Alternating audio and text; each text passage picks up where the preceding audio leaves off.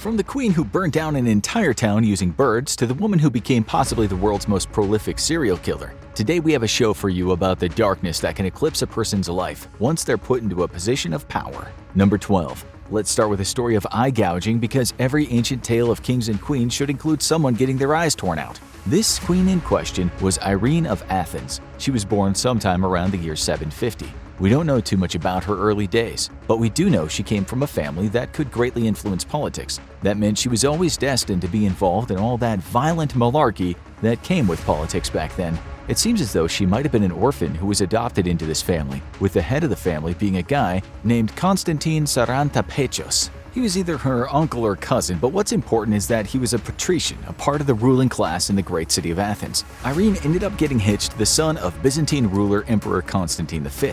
This son, Leo, might have picked her from a bride show. Irene was apparently easy on the eyes. In short, they had a son, and then when the emperor died, Leo became the new emperor. That made Irene the empress. So things were now looking fine and dandy for Irene, although things were never really fine in the Byzantine royal backrooms. That was where all the talk of skullduggery took place, and it's where people spread vicious rumors after Irene's Leo kicked the bucket. She was made regent, and her son, now 9, was in a precarious position of being so young and there being so many people from the family thinking they should be the next emperor. This young boy might have been a kind of emperor, but a lot of powerful people didn't think that that was right. This was a tricky time for Irene, so she did what any queen would do and called in for some backup. That backup was mainly a bunch of Byzantine-era special forces called the Excubators. It seems she got busy banishing folks from the city of Constantinople, and she might have also had the whip brought out now and again for anyone thinking about making a fuss in the royal court. If you were loyal to Irene, you stayed. If you were not loyal, you were banished or whipped until you had a change of mind. But it seems as a regent she was quite power-hungry, loving to see her face on coins, which was normally a privilege reserved for the emperor. Let's remember here that being a female regent wasn't easy. There were just too many people who wanted you dead. Take, for instance, Empress Martina.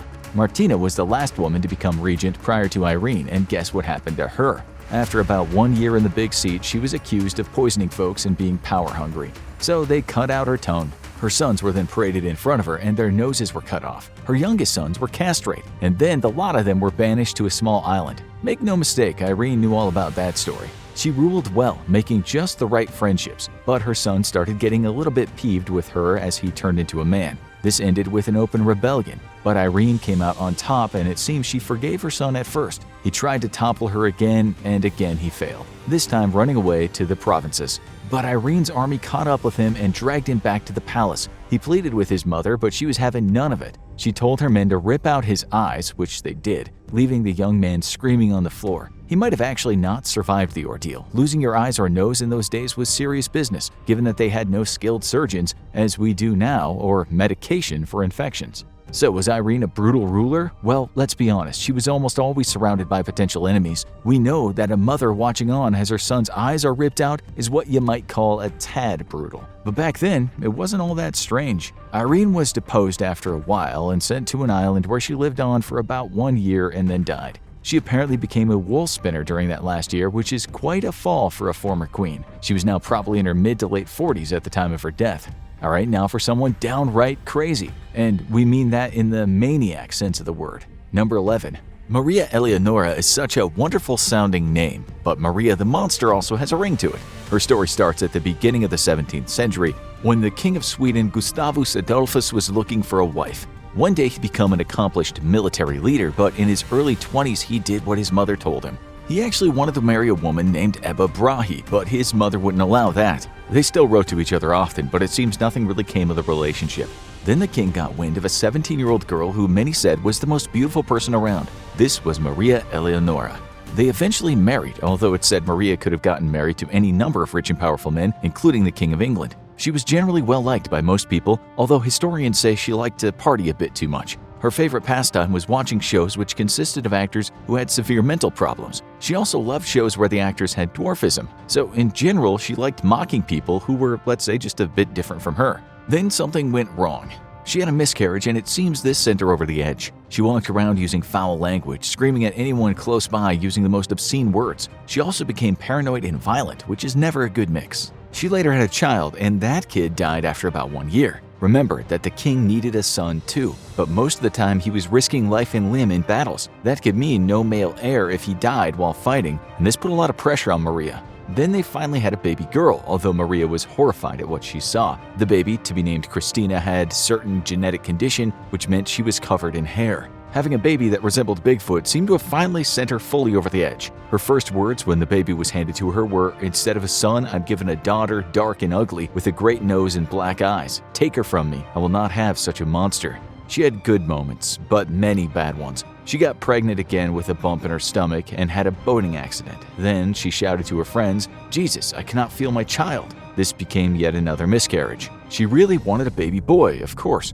but what she ended up with was a girl that she'd hated from day one. It's suspicious then that Christina kept having strange accidents throughout her young life, like falling down the stairs multiple times, which was probably her tumbling down after being pushed by her mom. So while her husband was away fighting wars, she was at home torturing her kid. On various occasions, Christina should have died in those accidents, so we're going to call that attempted murder. Then, when Christina was 7, her father died. Guess who Maria blamed for the death? She blamed the daughter she so much detested. For about 1 year, Maria forced Christina to stay in a dark room alone. There were candles, but Maria expressly told the servants that not one beam of light should enter that room. But here's the kicker. For a while, the dead body of the king was placed in an open casket on the bed, and Maria told Christina she had to sleep next to it. Yes, she had completely lost the plot, so much so that she had Christina taken away from her. She was the mother from hell, although we think she had some serious mental health issues. Alright, now for arguably the most hated queen of all time. Number 10. This is the story of Marie Antoinette. A beautiful and cruel queen is living the high life in France where countless people are starving to death. Life is so unfair and unequal that one of the greatest revolutions is about to happen, and it's going to lead to a lot of rich folks losing their heads. When we say that living standards were unequal, we're talking about the obscene wealth of people living in lavishly opulent 50-bedroom country houses and poor people who could not even afford a piece of bread each day. As a certain story goes, one day in 1789, a servant was brushing the queen's hair when someone came into the room and announced something along the lines of, "Your Majesty, the harvest has been a terrible one and people are dying from famine. There is no bread to eat." Marie replied, "Let them eat cake." She was so out of touch with reality that she really thought her people could eat all the expensive cakes. Historians tell us she never actually said that, or probably didn't. The story might have been told time and again just to show how selfish the nobility was. Marie spent money on unbelievable luxuries when the people of France could not eat, and she was taking money from public funds. It didn't help her case that she was also said to be a bit of a libertine.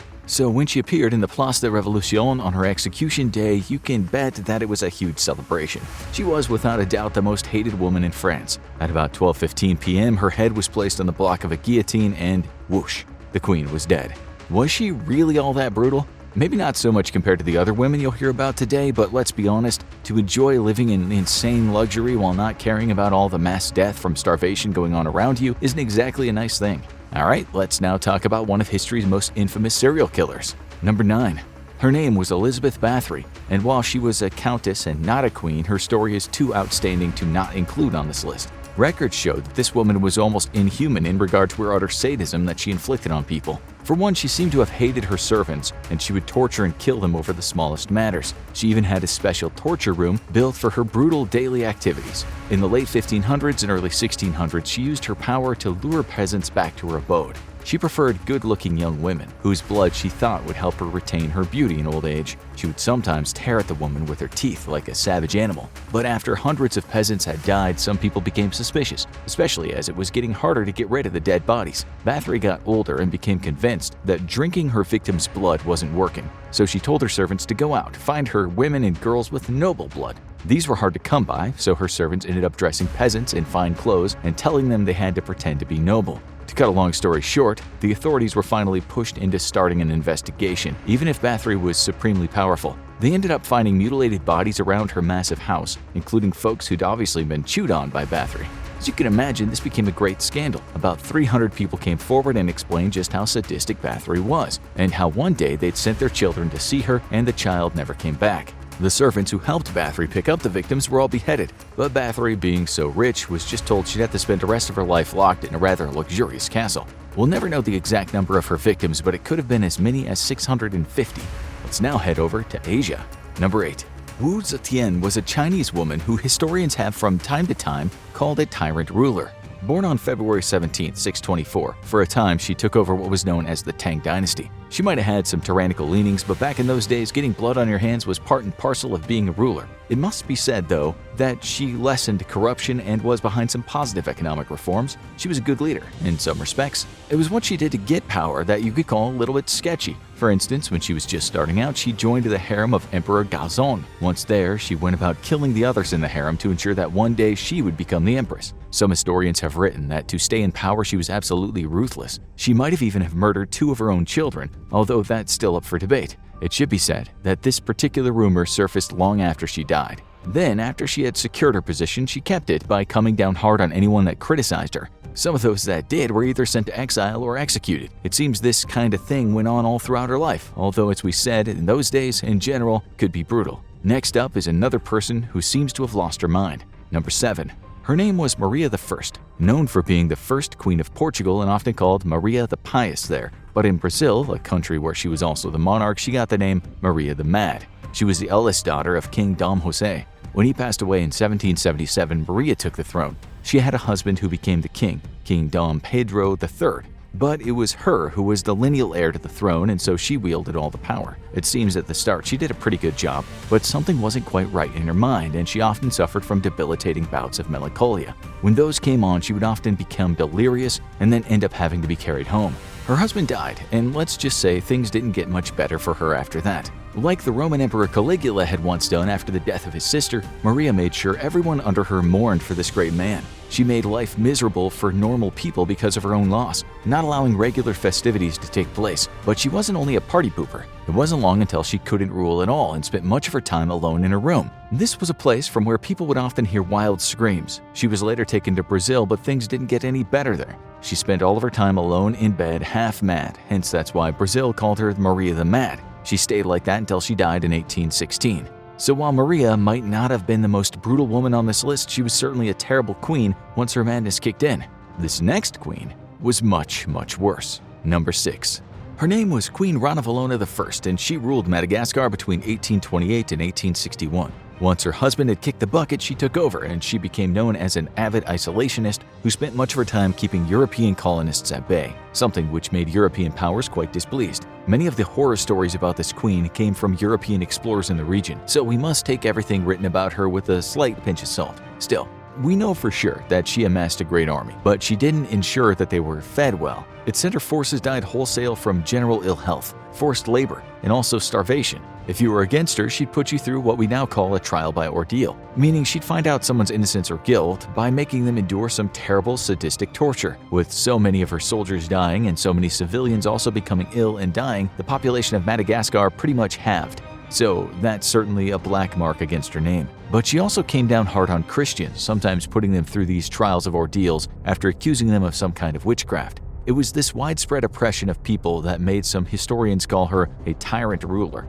although other academics have said some of her misdeeds were exaggerated. One of those misdeeds, which may or may not be true, was her starving her own mother to death. This next lady on the list wins for just being plain weird. Number 5. Her name was Juana la Loca, and she was the Queen of Castile from 1504 to 1516. It seems at the start of her reign she didn't do much ruling at all. She was confined for much of it as she was deemed unfit to rule, so without any real power we can't really blame her for any special brutalities. But it was because of her and her family arguing about who would rule that led the country to falling into disorder. This was really bad news for much of the poor population who died in famines or from the plague. It's thought half the people of Castile died during these horrific years. Things didn't get any better as she got older, and it's said she lost her mind thinking everyone was out to get her, including some nuns who were only trying to take care of her. She would barely eat, and she refused to wash or change her clothes. There is some chance she might have suffered from a severe mental condition such as schizophrenia, but there's also a chance that many of the people who contended with her for power say this about her so they could say she was not fit to rule. Some of the stories they told, which could have been true, included her going back again and again to her husband's dead coffin and asking for it to be opened. She would then stroke the dead body and kiss his very cold feet. There are also rumors that when she traveled, the coffin and its occupant went with her, asking for it to be placed under her bed. If you want to know what made her that crazy, just look at her mother. Number 4. That was Isabella I of Castile. She ruled Spain at the side of King Ferdinand II from 1451 through 1504. a period of time that saw the start of the notorious Spanish Inquisition. We cannot place all the blame on her for kicking off this ghastly time in history, but she played a really big part in it. Isabella was the one who created the formal mass expulsion decree, leading to the expulsion of Jews and Muslims as well as mass torture of whoever she thought threatened her position. That itself would be enough to label someone a little bit brutal. But it gets worse. Many of those people who weren't expelled had to face the music of the investigations, which we call the Inquisition. This often included being tortured, and the woman we just talked about, Juana, grew up watching her mother order such tortures. In fact, it's said that because Juana's faith didn't seem strong enough, sometimes Isabella would suspend her from ropes, and to cause excessive pain, she would add weights to her limbs. By all accounts, Juana was just as skeptical about faith, but for Isabella, that was about as bad as it gets for a child. We imagine this next monarch would have done something similar given the chance. Number 3. She was Princess Olga of Kiev, and she was a monarch in the 900s in what is present-day Ukraine. Her husband Igor of Kiev died in 945 at the hands of a tribe called the Drevlians. It's totally understandable that Olga would be a bit peeved about losing her husband, but it's the brutality of what she did next that really makes her stand out. The Drevlians told her that the best thing to do would be for her to marry one of their own. They sent many ambassadors to her with this proposition, and she had them all buried alive. She even bent down as they were struggling to breathe and said something along the lines of, "How's this for a reply?" Olga later had some of the higher-ranking Drevlians invited to a great party at her house, which was perceived as a sign of goodwill and forgiveness. It wasn't. She invited them into the bathhouse and then had the doors locked and ordered the place burned to the ground. Later, she and her men massacred thousands of Drevlians in one attack alone. The people that were left barricaded the city and a siege ensued. Months passed and the people inside were starving, but then Olga got the idea to send in birds with burning cloth attached to their feet. The birds did their job and landed on the wooden houses and burned them down. Anyone seen running from the town was executed on the spot. So, this was about as hardcore as it gets in the realms of revenge. Olga was a badass without a doubt. She also was about converting people to Christianity, and so she was later canonized as a saint of the Orthodox Church. The next lady was not quite so heroic. She was just as bad to the bone. Number 2. She was known as Fredegund and was the queen consort to King Chilperic I, who was part of a dynasty within the Frankish kingdom, which encompassed most of modern-day France and parts of western Germany. Her rule stretched from 584 to 597, and according to the few historians that wrote about her, it was a bloody career she had. What was written creates a picture of a woman who at times could be one very mean, murderous sadist. As the story goes, she wasn't born into any kind of highly influential royal family, but the king took a special liking to her from a young age. He didn't marry her though, and instead married a woman named Galswintha. It seemed that Fredegund didn't much like this, and she either convinced the king that Galswintha needed to die, or she just went about killing her by herself. Whatever happened, Fredegund was partly behind Galswintha being strangled to death. Fredegund then began a decades-long conflict with Galswintha's sister Brunhilde. The latter married Sigebert I of Austrasia, and it seems that it was Fredegund who ordered his assassination. She also might have ordered the assassination of one of his sons, but that one didn't work out.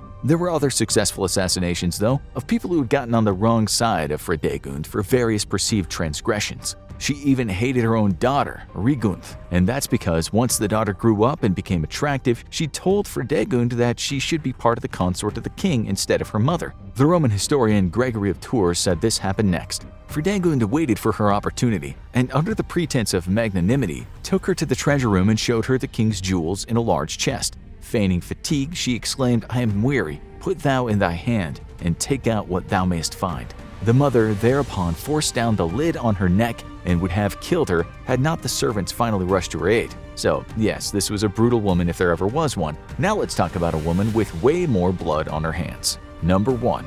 Her name was Mary I of England, and she ruled over England and Ireland from 1553 to 1558. There's a kind of giveaway as to her brutality with the name she acquired. That was Bloody Mary, but this had nothing to do with a spicy cocktail that people often drink. During Mary's short reign, she went to great lengths to reverse England's split with the Catholic Church. This was known as the English Reformation and was started by that well-known killer of wives, King Henry VIII. It's a long and complicated story, but all you need to know is that once she rose to power, she went about releasing some of the main Catholics in England that had been previously imprisoned. It was now payback time, and there was a hell of a lot of reformers that Mary took aim at. She's known for something called the Marian persecutions, which in short meant going after Protestants. Some went into exile, while others were captured, tortured, and burned at the stake. This didn't just include high-level clergy, but a lot of normal folks too, which included women and children. During the torture, some of them might have been asked to renounce their faith, but in the end, as many as 300 folks were burned at the stake. About 30 people also just died in prison while waiting. Of course, there were many powerful players at the time, and we can't blame all the carnage on Mary alone, but it's a fact that all those people died in horrific circumstances under her rule. She did at least once say, "None may be burnt without some of the council's presence and good sermons at the same." You'd be right to think that a lot of scared people wanted to overthrow this bloody queen, which at times ended with rebellions. One of them was called the Riot Rebellion and involved a lot of powerful people in England. These people had not wanted Mary to marry Philip of Spain, but it's likely they just wanted to get rid of her in general. Mary might not have done the torturing herself, but what happened to some of those rebels before their execution was terrible. In order to spill the beans about other rebels, some of them had to live through horrific torture methods such as being stretched on the rack. Once they'd talked or not talked, most were burnt at the stake, with the unfortunate ones being hanged, drawn, and quartered. This consisted of hanging them while making sure they didn't die. Their guts would then be ripped out and their bodies chopped into quarters. The head was usually saved and stuck on a pike someplace to remind people of what happens when you start thinking about rebelling. Some historians put the number of deaths in this rebellion at 200, although a more conservative estimate is 100. When people were burned en masse, historians write that the air would be full of the smell of burning flesh. That was about to happen on November 17, 1558, when a bunch of Protestants were lined up. As they were preparing themselves to be burned, suddenly everything went quiet. That's because someone stopped the process and handed in a letter saying the Queen is dead. British law made it that now these people couldn't legally be executed. So was Mary any worse than other European leaders that executed scores of folks back then simply because of their faith? Maybe not. Her half-sister, Elizabeth I, would also execute people for the same reason once she was sitting on the throne. Still, in the carnage that happened during this period of time in that part of the world, it's the name Bloody Mary that seems to stand out the most. Most people in the world today are familiar with Queen Elizabeth II, who's been Queen of England for 70 years as of 2022. So by now we know a fair amount about the second Queen Elizabeth, but what was the first one like? It turns out she was a pretty powerful woman, especially for someone who was never supposed to rule in the first place. Here's why Queen Elizabeth I was the most badass ruler England has ever seen. First off, she rallied her troops to repel one of the only near-successful invasions of England anyone has seen since the Norman conquest of 1066. At the time, Spain was Catholic and England was Protestant, and people back then cared a lot about those things, so a lot of rivalry had been built up among the two nations. In 1588, the Spanish Armada headed toward England with the purpose of invading the country. Facing 130 ships of one of the most feared fleets in the world, Queen Elizabeth I didn't hide or lock herself up in her palace. Instead, she called on the finest members of her navy to ward off the advance and went to rally her troops in Tilbury in person. Then she proceeded to give one of the best and most famous wartime speeches ever recorded. Mel Gibson from Braveheart be damned. I am come amongst you, as you see, at this time not for my recreation and disport, but being resolved in the midst and heat of battle to live and die amongst you all, to lay down for my God and for my kingdom, and my people, my honor and blood, even in the dust. No, I have the body but of a weak and feeble woman, but I have the heart and stomach of a king, and a king of England too. Second, before ever getting near the throne, Elizabeth survived 2 months in the infamous Tower of London at the tender young age of 21. In March of 1554, her older half-sister Mary locked her up after a failed rebellion against Mary's rule. She felt Princess Elizabeth's mere presence and position as a devout Protestant, Mary was a Catholic, threatened her reign.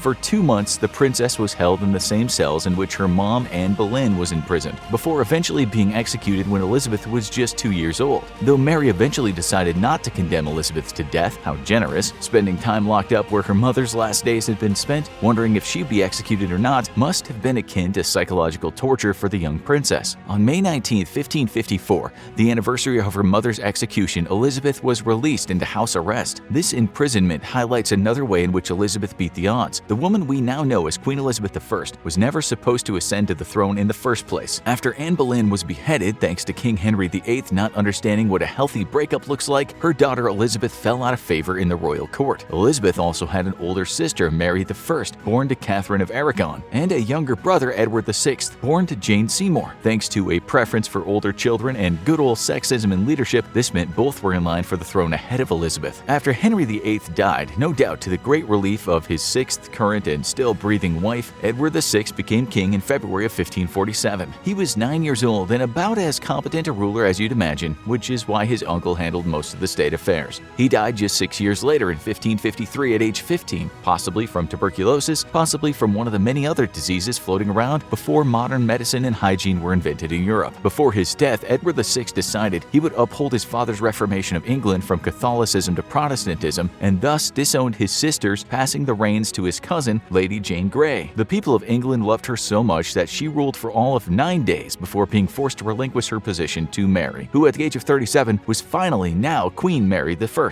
She made it her priority to reverse the Reformation and bring back Catholicism. Queen Mary then proceeded to set a great spiritual example by beheading the aforementioned Jane Grey and burning over 280 religious dissenters, giving her that loving nickname Bloody Mary. Her Lord and Savior thanked her for all her work by ensuring she died of yet another unknown illness 5 years later at the age of 42. On November 17, 1558, with everyone in line before her now dead due to disease or decapitation, Elizabeth I finally became queen at the ripe old age of 25. Her reign would signal a marked shift toward business as usual in England. People were tired of the old tug-of-war between Protestant and Catholic leaders, tired of the never-ending changing of the guard. Though Elizabeth was a Protestant, she was in most cases more moderate, tolerating Catholics as long as they accepted her as queen. Elizabeth also oversaw one of the most prosperous eras of England, during which the arts and literature flourished. This should come as no surprise since she was one of the most educated and intelligent women of her time. After being taught history, philosophy, and rhetoric in her younger years, Queen Elizabeth I also became fluent in 6 languages other than English: Latin, French, Greek, Spanish, Italian, and Welsh. However, she wasn't some kind of homebound nerd. In fact, Elizabeth was a skilled hunter and horsewoman. In addition, her court was known for dancing and partying the whole night long, while Elizabeth herself entertained many suitors throughout her life. Since it's apparent that Elizabeth was quite a catch and men were flocking around her, some male royals must have snapped her up at some point, right?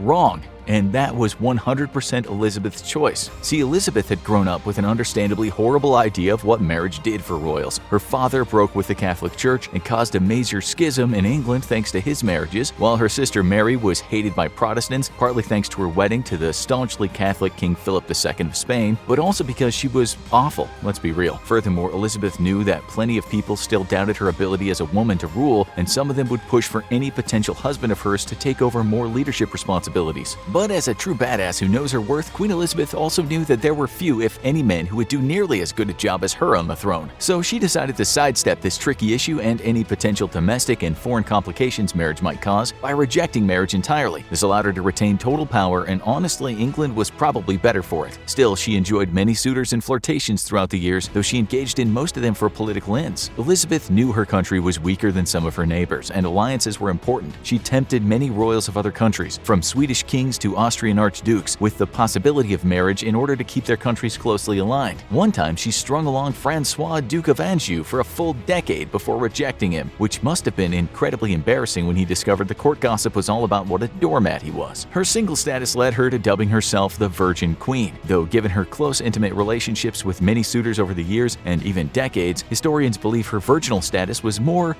to put it delicately, symbolic rather than true. The most serious of those suitors was Robert Dudley, Earl of Leicester. Dudley and Elizabeth had known each other since they were children, and were bonding even more when they realized that Queen Mary wanted both of them dead. In fact, when Elizabeth was crowned queen, Dudley rode to her immediately on a white horse, proving rom-com cliches existed several centuries before Netflix ever did. Dudley was already married, which seems to have been an afterthought in his life at best, but after his wife died, he pressed Elizabeth for marriage. When he became too persistent, Queen Elizabeth famously responded, "I will have here but one mistress and no master, beggar woman and single, far rather than queen and married." As if this retort wasn't badass enough, as the years went by, Queen Elizabeth may have gotten older, but her suitors stayed the same age. That's right, she might have been one of the first confirmed cougars in history. In her later years, perhaps after she noticed Dudley was looking a little too old for her taste, she started flirting with his stepson instead, Robert Devereux.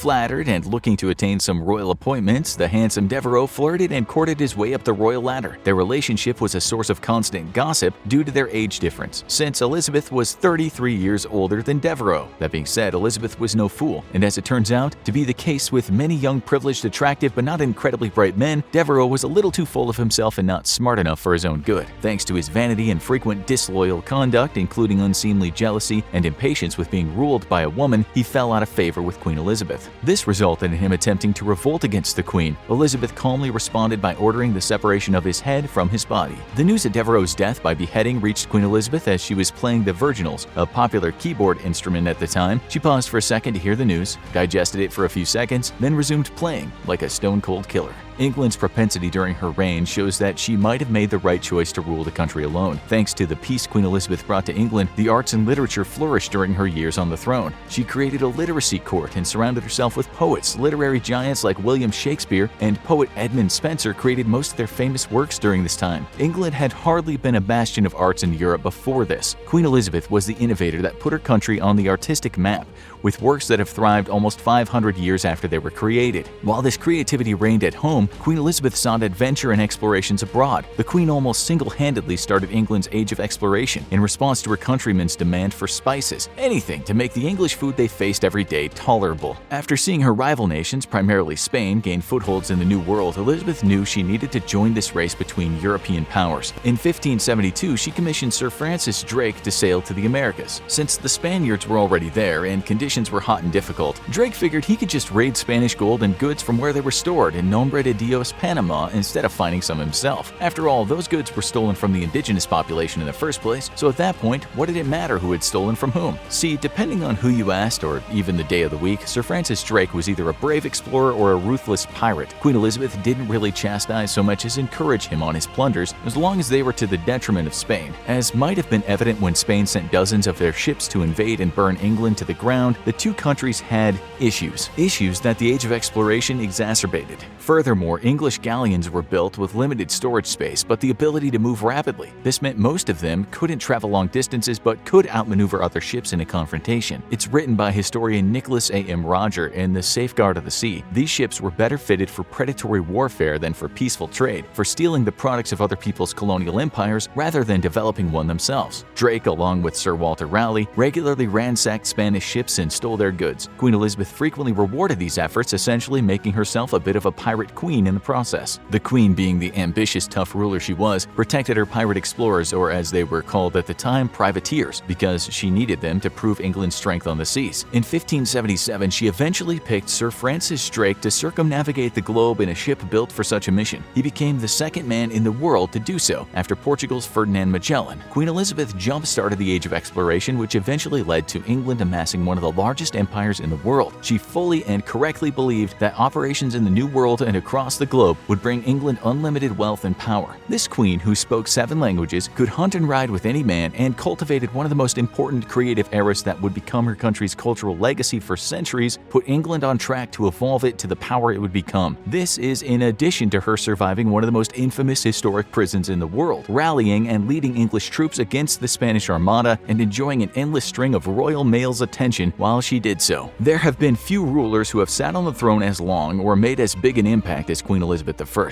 Almost 500 years after her ascension, people all over the world recognize her name and image even today, with movies and books continuing to be made about her life. What's more badass about that? A man runs through the dimly lit stone halls of Linlithgow Palace. His hurried footsteps echo off the walls as his chest heaves up and down. He approaches the door to the room in which the Queen and her newborn infant daughter reside. The man pauses just outside the entrance to catch his breath. He opens the door and speaks. "Milady, the king is dead." The messenger pauses as he looks at the baby.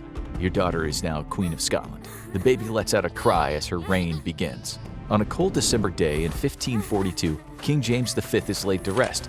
Mary, Queen of Scots, becomes the ruler of her father's lands. Since she's only an infant, a number of other people make decisions for her until she is old enough to take over the throne. One of those people is her mother, Marie de Guise.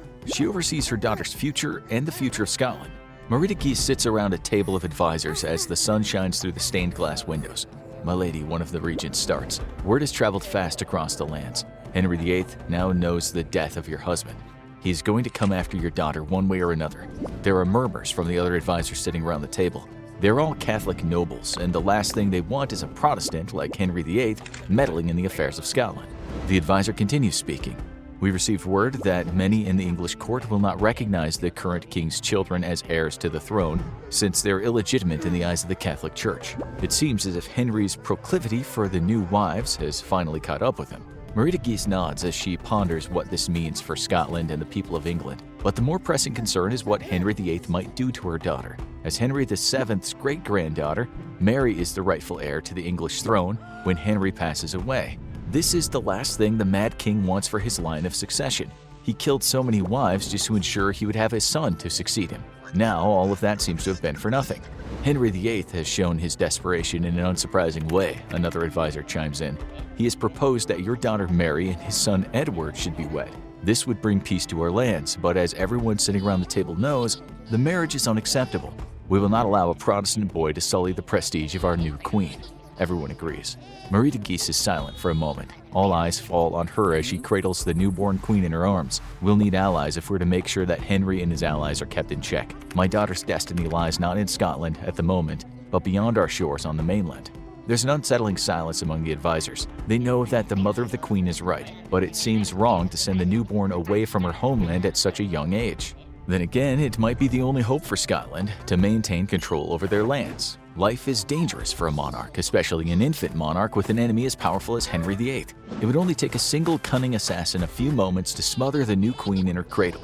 My daughter will go to France, where she will be married to Francis II, heir to the French throne. This will provide her with protection from Henry and his supporters, while also strengthening the bond between our two countries, said Marie de Guise. In order for Scotland to remain independent, we will need France's support in the years to come. The Protestant threat is growing even within our borders. We need to keep my daughter safe at all costs. The Council of Advisors agrees. Marie de Guise kisses her daughter on the forehead, stands up, and walks out of the room to make preparations for the journey ahead. For several years, Mary, Queen of Scots, is kept under close watch as she grows and the marriage to Francis is solidified. 5 years into her life, Mary, her mother, and several of her close friends step onto a creaky wooden ship and set sail for France. They safely dock on the other side of the channel, where the Scottish voyagers are greeted by French nobility. A year later, it's decided that Marie de Guise must return to Scotland to rule as regent for her daughter until she comes of age. It is a sad farewell. Tears stream down Marie's face as this could be the last time she ever sees her daughter. It is still not safe for the young queen in Scotland, nor is it safe for her mother. Marie de Guise is accompanied back to Scotland by her grandmother Antoinette de Bourbon and her uncle Francis, the second Duke of Guise, and Charles, a cardinal in the Catholic Church. This entourage is powerful enough to keep the Protestants at bay and Henry VIII from doing anything too rash. For the next 12 years, Mary is taught by the best teachers France has to offer. She's treated like one of the royal family even before her marriage to Francis II. Then the happy day finally comes. On April 24, 1558, Mary and Francis are married. The Scottish-French alliance has now been solidified, and it seems as if everyone can sigh a breath of relief. But 2 years into the marriage, a tragedy strikes. Mary, Queen of Scots, has enjoyed a relatively safe, carefree life in France, but that's all about to change. One of Mary's closest friends approaches her as she sits in the garden. "My lady, I have some terrible news." Her voice trembles. "Your husband." The friend can't complete her sentence. The words get stuck in her throat as she tries to choke back her tears. "What of Francis?" Mary asks frantically. "He's dead, my lady. The doctors treating his infection of the ear couldn't stop its spread. Something went terribly wrong." Mary stands up. Her gaze is far away. She picks up her long dress in both hands and sprints toward the palace where the body of her deceased husband lies. Mary is only 18 years old now, and now a widow. Her brother-in-law, Charles IX, takes over the French throne. There's nothing left for Mary in this country. It's decided Mary is to return home to Scotland. For the first time since she was a small child, Mary, Queen of Scots, will rule her homeland as queen. Mary doesn't remember much about the land where she was born and spent her entire childhood, but what she does remember has all changed. The country is now predominantly Protestant, and since she was raised in France as a Catholic, she has a hard time identifying with her people. However, most of the country still loves their queen, especially the eligible bachelors who seek to elevate their status by becoming her husband and joining the monarchy of Scotland. Mary finds companionship in not just a friend but a relative, her cousin Henry Stuart. Lord Darnley becomes too close to the queen. They spend time together traveling through the country, and it's decided that the two will wed. Mary, Queen of Scots, likes Henry Stuart, and the nobility also knows that the union of the two will strengthen the Stuart claim to the English throne. Plus, Henry is a Catholic. But there is a problem. Many of the Scottish nobles are now Protestant, and they are less than thrilled about the marriage between Mary and Henry. But they don't have to worry for long. Things quickly fall apart between the newlyweds. "Why do you let them push you around like that?" asks Mary. "I'm better than them. I don't need to argue my points. They should just listen to me. I am King of Scotland after all," Henry replies. "You are married to the Queen of Scotland, Henry. You are not king without me. Don't forget that." Mary says to her husband with fire in her eyes, "You are immature and arrogant. I believe I've made a mistake taking you as my husband. A mistake I unfortunately have to live with until one of us is no longer in this mortal realm." "I am immature?" Henry shouts. "What about you? I see the way you look at your secretary. What's his name again? David Rizzio? Don't forget, you're carrying my child. And even if you keep me out of important meetings and decisions, our kid will still be the heir to the throne. I am done listening to your accusations and whining. I am leaving." Mary, Queen of Scots, slams the door as she exits the room and pauses. Does he really know how I feel about David? She wonders. Mary runs down the hallway as quickly as she can. She's heavily pregnant, but she must warn David Rizzio that his life could be in danger. Mary searches everywhere but can't find her secretary. It's likely he's already gone home as it's late. Mary, Queen of Scots, retires to her bedchamber while her husband broods and plots in his room by candlelight. Several days later, Mary is sitting in a gallery discussing matters of the country with David Rizzio. Sun pours through the windows, lighting the room in a warm glow. The doors to the gallery burst open. Armed soldiers rush in and seize David Rizzio. Mary watches in horror as one after another plunges their knives into her secretary. The lifeless body is thrown to the floor. Blood pools at Mary's feet. She turns to face the entryway. Standing there with a smile creasing his lips is her husband. It's June 19, 1566. The screams of Mary, Queen of Scots, fills the halls of Edinburgh Castle. Screaming suddenly stops. A baby begins to cry as the Queen's newborn son, James VI, is welcomed into this world. Mary's husband has lost his mind and claims that the baby boy is not his. It is clear that Darnley is no longer a suitable husband, and he certainly is not the father James deserves. Mary finds herself in a terrible position. She needs to get away from Darnley, but she can't divorce the man without jeopardizing her son's legitimacy as heir to the throne. However, there might be another way out of the situation. If Darnley were to die somehow, Mary could move on and her son would not have to worry about his future role as King of Scotland. It's a dark thought, but Mary knows something must be done. There's no definitive connection between Mary, Queen of Scots, and what happens next, but all of her problems are about to be solved in a very convenient way. Henry Darnley starts to feel ill. The doctors in Edinburgh don't seem to be able to help. He decides to go to Kirklefield to seek aid from the monks there and recover from whatever's ailing him. Mary decides not to accompany her husband as she has no desire to spend more time with him than she absolutely has to. Henry lies motionless in his bed at Kirklefield. He stares out the window at the rolling fields that lay just beyond the church. It's beautiful. Unknown to Darnley, a man has entered the church. In the basement is a store of gunpowder, enough to consume the entire church in a fiery explosion. The anonymous man lights a fuse and rushes out of the building. Henry's feeling better, so he summons his servant. "Let's go for a walk," he says. The servant nods and grabs Henry's coat. The fuse continues to burn closer and closer to the gunpowder. The servant opens the door and Henry steps outside. It's brisk but pleasant. They begin to stroll through the church grounds, climbing to the top of one of the hills overlooking the fields. It's quiet and still. There's only a slight breeze. The burning fuse reaches the barrels. They ignite. The explosion shakes the earth. The church erupts like a volcano behind them. Henry and his servant fall to the ground. The intense heat from the fire warms their backs. Henry sits up and looks back at Kirklefield. From the fire, a shape emerges. It's the silhouette of a man. In his hands is a wire. When investigators arrive at the scene, they find the church in a pile of smoldering rubble. However, there is no sign of Henry Stuart. They search the guards surrounding the church and find something shocking. Laying in one of the fields is the former king and his servant. Both have been strangled to death. It's no secret that Mary and Henry had not been getting along. When she is told of her husband's death, she does not seem very distraught, nor does she seem all that surprised. Enemies of the Queen accuse her of conspiring with one of her closest advisors, James Hepburn, of murdering her husband so that she could get out of the loveless marriage. The death of her first husband, Francis II, was an accident. The death of her second husband, Henry Stuart, was not.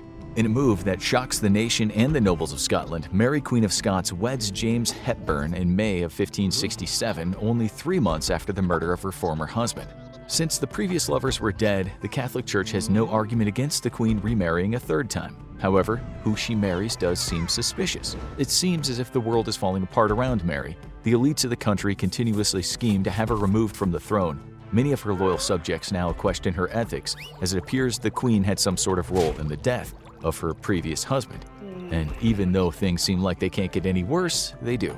Mary later finds out that James Hepburn is still married to another woman.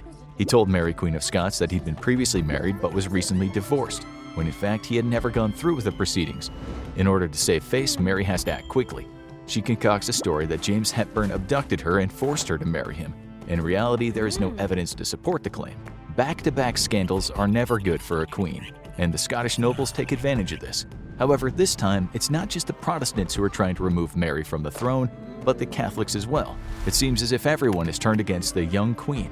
In June of 1567, Mary and James Hepburn are confronted by nobles atop Carbery Hill. "It's over," says the leader. "This cannot go on any longer. England is laughing at us. The world is laughing at us. It's time to answer for what you've done, Hepburn." "No," screams Mary. "I will come willingly and do whatever you say. Just let James go free." There's a quiet discussion amongst the nobles. "Very well," the leader says. "You will come with us to Lochleven Castle, where you will remain under close guard. Your time as Queen of Scotland is now at its end. As for your husband," the leader of the nobles says with disgust, "he is to be exiled from our lands forever." Mary looks at James. They have no choice. She hugs her husband and walks slowly toward the soldiers and nobles. James Hepburn watches as his wife is led down Carbery Hill. He notices a few soldiers lingering, and in fear for his life, James Hepburn flees the country, never to see his wife or homeland again. Mary sits in Lochleven Castle, staring out the single window in her small room. The summer of 1567 is a hot one. Sweat trickles down the side of her face. She's been forced to abdicate her throne, leaving her infant son as the new King of Scotland. The nobles are now in charge of the country, as it will still be many years before James VI is old enough to rule. And by that point, the nobles who deposed Mary, Queen of Scots, will have shaped the country into what they wanted all along. Mary looks at her stomach and rubs it gently. She'd been pregnant with twins, but there was a miscarriage. Now she sits all alone in her cell with only her thoughts and the sounds of summer birds chirping outside her window to soothe her. A voice suddenly speaks out from the other side of the door. "My queen, plans have been set in motion. We're going to break you out of this place." The voice belongs to George Douglas, the brother of Sir William Douglas, who's in charge of Lochleven Castle and one of the nobles that was in favor of deposing the queen. George, on the other hand, is a staunch supporter of Mary, Queen of Scots, and is helping to orchestrate her escape. George Douglas opens the door and walks into Mary's room with one of the women who's in charge of the laundry at the castle. "This brave woman has agreed to help us," George says, signaling to the laundress standing next to him. She removes her dress and hands it to Mary. The former queen puts on the dress and grabs an armful of dirty clothing. George and Mary exit the castle and close the door behind them. They hurry down the hallways of the castle. Mary holds up a pile of dirty laundry in front of her face to conceal her identity. They pass several guards who pay them no mind. Mary and George exit the castle. They walk quickly to the boat that will carry them back to shore. The only people at the castle who knew of the plot to save the queen were George and the laundress. When Mary steps on the boat, she stumbles. The captain reaches out and grabs her hand to steady her. He can't help but notice that the laundress's hands are delicate and very white. Something seems off. The captain pulls the laundry away from Mary's face and immediately recognizes the former queen. He yells for help. Guards from the castle run toward the boat. They arrest both Mary and George. Mary is brought back to her room and locked inside. George must answer to his brother. But blood is stronger than any mistake, and Sir William Douglas forgives his younger sibling. However, Mary is now under even closer observation. She will never escape the confines of Lochleven Castle, or so she thinks. Even though George was caught trying to free Mary the first time, he's not given up. He reaches out to his cousin Willie Douglas, who was the actual mastermind behind the plot to break Mary out. In the next escape attempt, Willie will play a major role himself. Almost a year after being imprisoned in Lochleven Castle, Mary lays in bed. There's a jingle of keys at her door. Mary hears the clang of metal on metal as a key is inserted into the lock. The bolt slides back. The door opens. Standing in the entryway is Willie Douglas. He's gotten Sir William Douglas drunk, and when he passed out, Willie stole the key and ran to Mary's room. "We need to go before Sir William wakes up," Willie says, reaching out his hand to Mary. They sprint through the corridors of the castle, sneak out one of the back doors, and board a boat waiting for them. This time, the captain is aware of the escape plan, and Mary has no trouble returning to the mainland. Waiting for her at the shore is George Douglas. Willie and Mary get off the boat. They're brought to a gathering of over 6,000 people who will fight to put Mary, Queen of Scots, back on the throne. Mary is touched by the support. She gets to work immediately with other nobles and advisors to lay out a plan to take back what is rightfully hers. The Catholic forces march toward Edinburgh. They meet a Protestant army led by James Stuart, 1st Earl of Moray at Langside, on May 13, 1568. This will be the battle to decide the fate of Scotland. Mary watches as the order is given to charge. The Catholics let out a battle cry as they run toward the Protestant forces. Swords clash, shields are broken, arrows fly. Both Catholic and Protestant blood spills onto the battlefield. After an hour of fighting, the Protestant forces have decimated the Catholics. After the battle, Mary, Queen of Scots, finds she has lost almost all of her soldiers. She now has not only escaped prison but committed treason against the current rulers of Scotland. Mary will not be allowed to remain in her homeland without facing execution, so she flees. Mary had been in communication with her cousin, Queen Elizabeth I, in England for some time now. They've never met, but the two queens exchange correspondence from time to time and feel a sort of connection. Mary decides her only option is to flee to England and beg Elizabeth to keep her safe from the Scottish nobles. When Mary reaches England and finally gains an audience with Elizabeth, things do not turn out according to plan. "What do you mean I'm under arrest?" Mary asks. Queen Elizabeth looks down from her seat of power. "Would you really have me believe that you came all the way to England with no intention of taking the throne from me? When you were born, my father tried to broker peace between our peoples. Yet you were sent to France and left your own people and the people of England without a diplomatic means to unite. Now you believe I should protect you when you've caused so much chaos in our lands." Mary stands tall, but in the back of her mind she fears the worst. "What are you to do with me then?" Mary asks. Elizabeth decides to place Mary under arrest and keep her confined and out of public eye. Mary can't believe she's a prisoner once again. Her early life in France had not prepared her for the hardships of ruling a religiously divided country, and her trust in another monarch has clearly been misplaced. But the fact that Mary is a Catholic with a claim to the English throne means that she has supporters no matter where she goes. England has been torn apart by the schism between Protestants and Catholics for many years, and the fact that Henry VIII converted to Protestantism just so he could divorce his wives has left a sour taste in the mouths of many of the Catholic nobility. They want nothing more than to see a Catholic monarch back in power in England, and Mary has a strong claim to the English throne. Mary has been imprisoned in England for a few years when a plot to overthrow her cousin in 1571 is uncovered. Catholic monarchs around Europe see the Protestant queen as a threat. King Philip II of Spain and the Pope conspire with several English nobles to overthrow Queen Elizabeth and put Mary in her place. On a dark English night, a messenger employed by Roberto Ridolfi, a Florentine banker, is arrested. He has a secret communication between the co-conspirators. The communications contained information and plans on how the Catholics could remove Elizabeth from the throne. However, no direct evidence is uncovered that indicates Mary had any involvement in what comes to be known as the Ridolfi plot. However, many are executed by the monarch of England to prove a point. Any attempt to put Mary on the throne will result in death. In the years to come, the Catholics will try several more times to overthrow Queen Elizabeth, but with no success.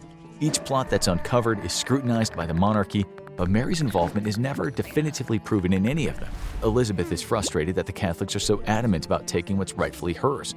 She knows that as long as Mary lives, her seat of power will be threatened. At the same time, she cannot justify executing Mary without cause, or the Catholics in the country will revolt and start a war. The English monarchy and Parliament decides to take a different approach to remove the threat that Mary poses to England. The Privy Council passes the Bond of Association in 1584, and Parliament passes the Act for the Queen's safety the following year. Both are meant to deter the Catholics from trying to assassinate Queen Elizabeth by making it impossible for Mary to claim the English throne if her cousin is eliminated. This does not seem to deter the Catholics. It's now 1586, and tensions between the Catholics and Protestants in England are higher than ever. The Babington plot is uncovered. A man disguised as a servant enters the house where Mary is being held captive. She's been stuck here for almost 2 decades and has decided it's finally time to make a move against her cousin. "My lady," the mysterious man says, "I have another message from Lord Babington. You'll have to decode it like the previous ones." Mary nods. She unscrambles the message. "I have 6 gentlemen who can assassinate Queen Elizabeth with your approval." The words echo through Mary's mind. She can no longer tolerate being a prisoner. She takes out her quill in response to the letter. "I would like to meet with these men and determine who has the skills needed to complete the task," Mary writes back. The disguised messenger leaves the residence and heads back to his horse. As he puts a foot in the rain, the officers burst out of the alley. They grab the messenger from atop his horse and throw him to the ground. His bags are searched and the coded messages are found. In a matter of days, the English authorities break the code and show Queen Elizabeth what they've uncovered. The Queen is troubled but can't help but smile slightly. She finally has what she needs to rid herself of Mary, Queen of Scots, once and for all. Mary stands tall and defiant as her trial commences. "This woman is not my sovereign," Mary says, pointing at Elizabeth. "Any charges against me are false and likely a ploy so that Elizabeth can kill me and quiet the Catholics of this great land." Mary's words fall on deaf ears as she's convicted of treason and sentenced to death. Mary enters the execution chamber. The date is the 8th of February, 1587. A crowd has gathered to watch the former Queen of Scotland beheaded. Mary's dressed all in black and wears a black veil covering her face. She's defiant to the end as she shows no sign of fear or weakness. She's been a captive for almost 20 years, both in her own country and in England. Mary slowly walks toward the block where the executioner waits with the blade of his sharpened axe resting on the floor. She locks eyes with Elizabeth and she stops. After a moment's pause, Mary falls to her knees and places her head on the block. Mary, Queen of Scots, turns to face the executioner. "I hope you shall make an end of all my troubles," she says with a smile. "Kill her," Elizabeth yells. The executioner raises his axe in the air and brings it down, but he's been thrown off by Mary's words of defiance. He misses his mark. The blade impales itself in the back of Mary's skull. The executioner wiggles the axe back and forth to dislodge it. Mary is still alive. The blade comes out of her skull with a pop. The executioner instantly brings the axe down again, but in his haste he does not get a full swing in, and the neck is only partially severed. The crowd gasps in horror as blood sprays everywhere, and the gruesome scene continues. The executioner brings down the axe a third time. The blade goes all the way through Mary's neck, and her head falls to the ground. The room is completely silent. Queen Elizabeth looks on, eyes wide, as people in the crowd begin to retch. The executioner looks uneasy. He bends over and picks up the severed head of Mary, Queen of Scots. He holds it by the hair and shouts, "God save Queen Elizabeth. May all the enemies of the true Evangel thus perish."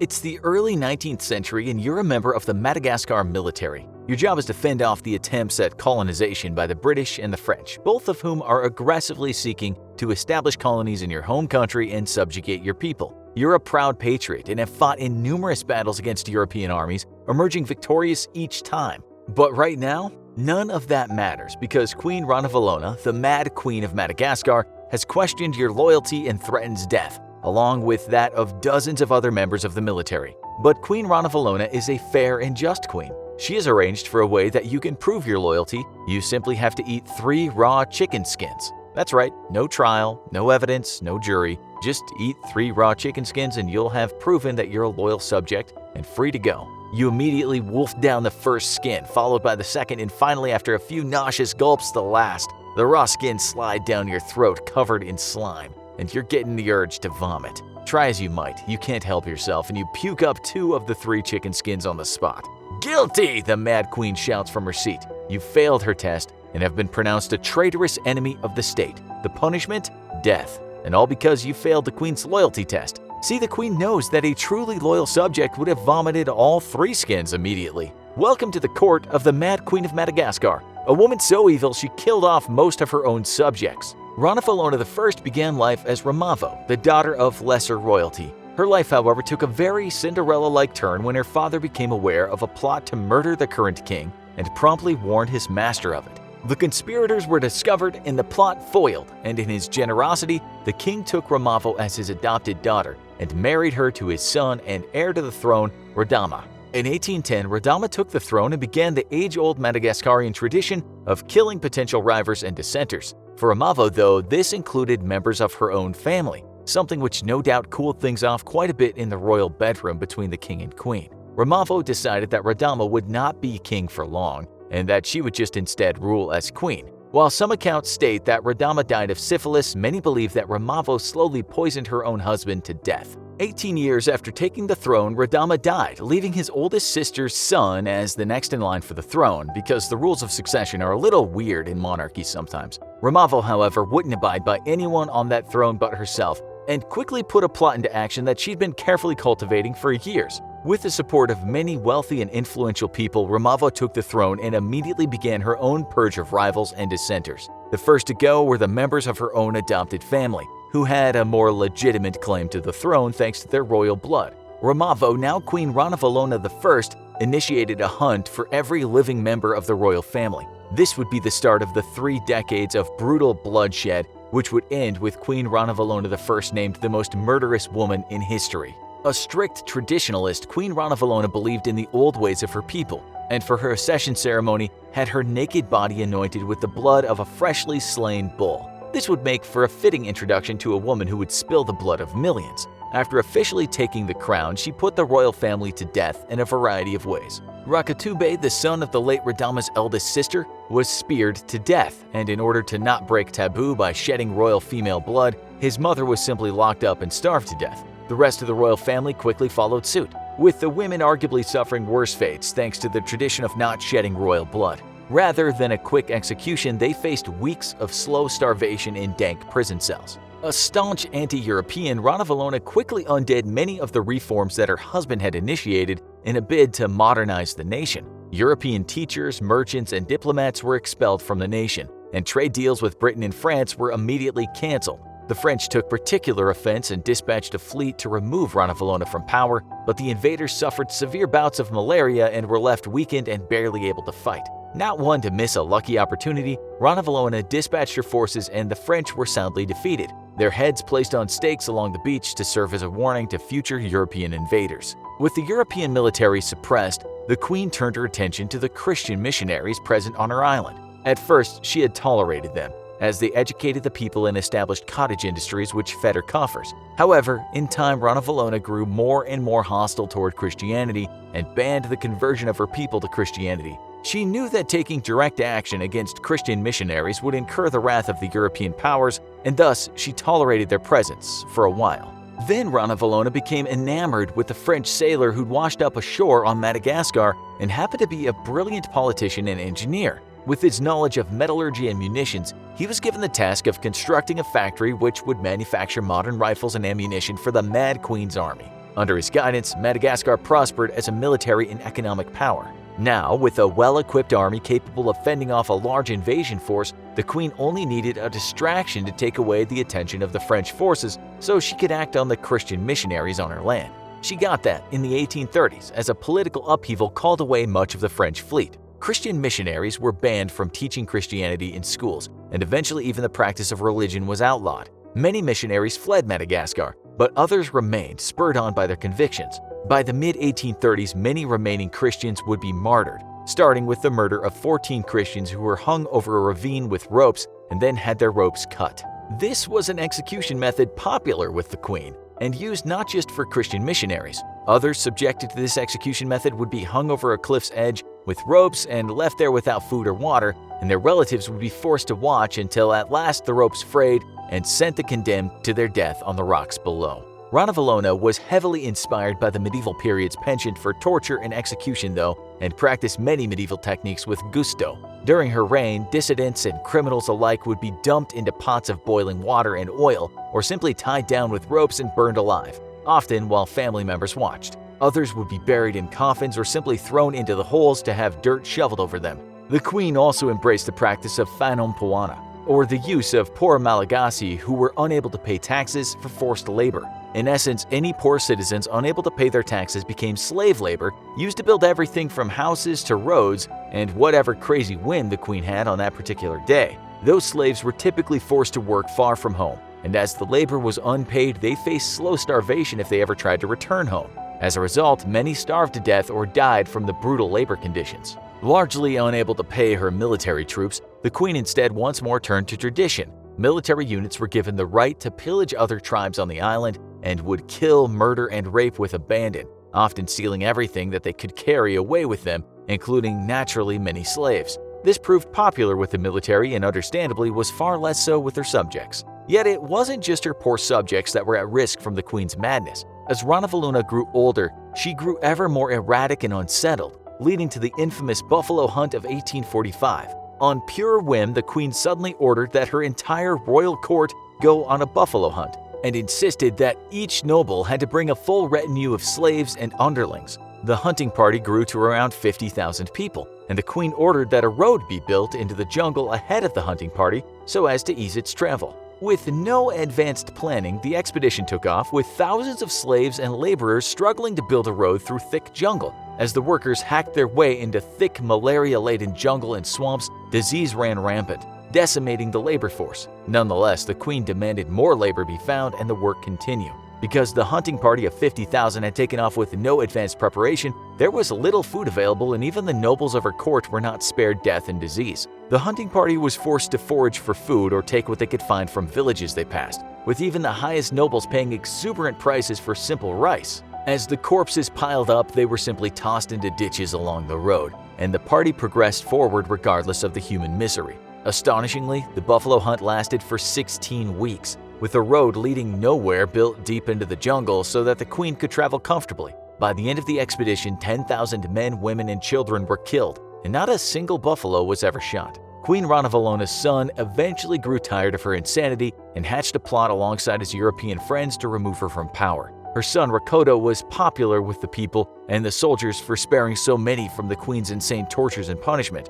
or making sure that they were fed. Sadly, the plot was discovered by the queen, and though she spared her son and his European friends, she forced the other conspirators to march through deep, malaria-infested swamps where most succumbed to disease or wildlife. Rakoto would go on to plot against his mother several more times, though none of the plots would succeed. Still, she spared her son, and ultimately after her death from natural causes, he was named king, immediately turning around all of his late mother's insane and cruel practices. Though it's impossible to know for sure, it's estimated that under Queen Ranavallona's rule, anywhere from 50% to 75% of her subjects were executed, starved, or worked to death, or died in clashes with European powers. Queen Ranavallona I is thus officially the most murderous woman in history. Cleopatra, one of the most renowned rulers in the history of mankind, has of late been at the center of outrage the world over, leading to online scuffles and offline indignation, and even a lawsuit against Netflix. So today we intend to get to the bottom of this debate, and when someone argues with you on the truth about the origin of Cleopatra, you'll be armed with that indispensable weapon known as the truth. Cleopatra was the last pharaoh of ancient Egypt who ruled for 21 years between 51 and 30 BC. She was a very intelligent woman, studying philosophy, math, history, astronomy, medicine, and oratory. It's said she learned to speak 9 languages, including Greek, Egyptian, Ethiopian, Aramaic, Syriac, Median, and Parthian. Languages will be a matter of importance later in the show. The ancient historians like to praise her beauty, which some argue might be undermining her skills as a ruler. Her beauty may have been exaggerated, but she was almost certainly attractive, charming, and possibly even irresistible. That's what the Greek biographer Plutarch said. He wrote, "Her beauty, as we are told, was in itself not altogether incomparable, but he also mentioned her irresistible charm. He added there was sweetness also in the tones of her voice, and her tongue, like an instrument of many strings, she could readily turn to whatever language she pleased." Still, there is so much more to this woman than charm and beauty, which is partly why there's been a raging debate about her origin. She understood how to play the game of power politics. When she was 21, she had a fling with the great Julius Caesar, the man who said, "I came, I saw, I conquered." He certainly didn't conquer young Cleopatra. To cut a long story short, she needed Caesar to help her defeat her brother/husband and wanted her wealth to finance his return to Rome after the Civil War scrap. She got what she wanted and became the ruler of Egypt with her older brother Ptolemy XIV. She later teamed up with Mark Antony after Caesar was stabbed multiple times and killed in the theater of Pompeii. Antony and Cleopatra had 3 children and became a powerful force together, but the story ends with them both dead. That's maybe the biggest abridgment of the story we've ever done. But just understand, she was a smart ruler with outstanding political savvy. She got the most powerful men in Rome on her side. She promoted the arts and sciences and was an excellent military leader. She tragically died. The Romans conquered Egypt and the Ptolemaic dynasty died with her. She's been extolled as one of history's greatest rulers, in a league table occupied mostly by men. Okay, so now you understand a few things about why everyone wants a piece of Cleopatra and why some people have accused others of rewriting history. You can understand why there's an Egyptian lawyer on the case suing Netflix, something we'll explain soon. The series of African queens, Queen Cleopatra, is narrated and executive produced by Jada Pinkett Smith, the American actress and talk show host who's married to the actor Will Smith. She has said it's important to tell stories about black queens. Not many people would disagree, but which black queens is she talking about? When women ruled with unparalleled power, as warriors, queens. In the series, we see that Cleopatra is undoubtedly depicted as a black woman. Remember my grandmother saying to me, "I don't care what they tell you in school, Cleopatra was black." Now, you need to hear some more backstory. We'll refer to Cleopatra not as Cleopatra VII, but just Cleopatra, and we'll add the numerals to her ancestors named Cleopatra. Some of you probably know that Alexander the Great conquered Egypt in 323 BC. Alexander was the king of the ancient kingdom of Macedon. The Macedonians lived in the northeastern part of mainland Greece. Their kingdom goes back to the 8th century BC. They were essentially Greeks, although that's been a cause for debate in terms of culture and language. Still, ethnically, which is what you need to know today, they were classed as white Europeans. Alexander installed his friend and bodyguard, General Ptolemy Soter, to rule over the newly conquered Egypt. Hence, we got the Ptolemy dynasty of Egypt, which is a long list of the descendants of Ptolemy Soter, aka Ptolemy I. Ptolemy was a Greek Macedonian, there is no doubt about that. He had a lot of kids, 12 in all, to 4 different women, one Persian or Iranian, and the rest Greek. Although he had no known children with his Persian wife, his children had children, and so on and so forth. The Ptolemy dynasty saw a lot of incest over the years, which back then was nothing out of the ordinary since Ptolemy rulers believed that maintaining a pure bloodline was important. But it should be known that some Ptolemies sometimes copulated and procreated with their slaves and concubines. That's how we might get some non-Greek into the mix. We should just say here that the ancient Egyptians were a diverse lot. So the Kingdom of Egypt at the time was host to a range of ethnicities going from the nearby Middle East and Southern Europe to the far reaches of Africa. A study we found revealed that the mitochondrial DNA composition of Egyptian mummies has shown a high level of affinity with the DNA of the populations of the Near East. There were certainly black folks in Egypt before the Greeks conquered it, but your average Egyptian dude and dudess looked more like Middle Eastern. Moving on, Cleopatra's father was Ptolemy XII Alvetes. His father was Ptolemy IX Soter, who was the son of Ptolemy VIII Physcon and Cleopatra I, all Greeks. Ptolemy XII might have married Cleopatra V, who is said to have been his sister or cousin. She's thought to be the mother of Cleopatra. It's likely, say many historians, that Cleopatra was the daughter of Cleopatra V because had she been illegitimate, her enemies in Rome would have made a song and dance about it. You have to remember that back then if someone was illegitimate, it was usually used as a weapon against them by their enemies. You can never be 100% sure about any of these things, but historians agree for the most part that Cleopatra was very likely the offspring of Cleopatra V and Ptolemy XII. The question remains though, who were Cleopatra V's parents? Her lineage is not mentioned in the ancient texts or papyri, so we really don't know for sure. She could have been the illegitimate daughter of Ptolemy IX. He was the son of Ptolemy VIII and his sister wife Cleopatra III. Cleopatra V's mother is said to be Cleopatra Selene I, sister and husband of Ptolemy IX. Now if this is confusing, don't worry. We almost had a breakdown trying to figure out this bloodline, but rest assured, these Ptolemies were somewhat overly concerned with keeping it in the family. One thing that seems sure is that Cleopatra comes from a very Macedonian Greek bloodline.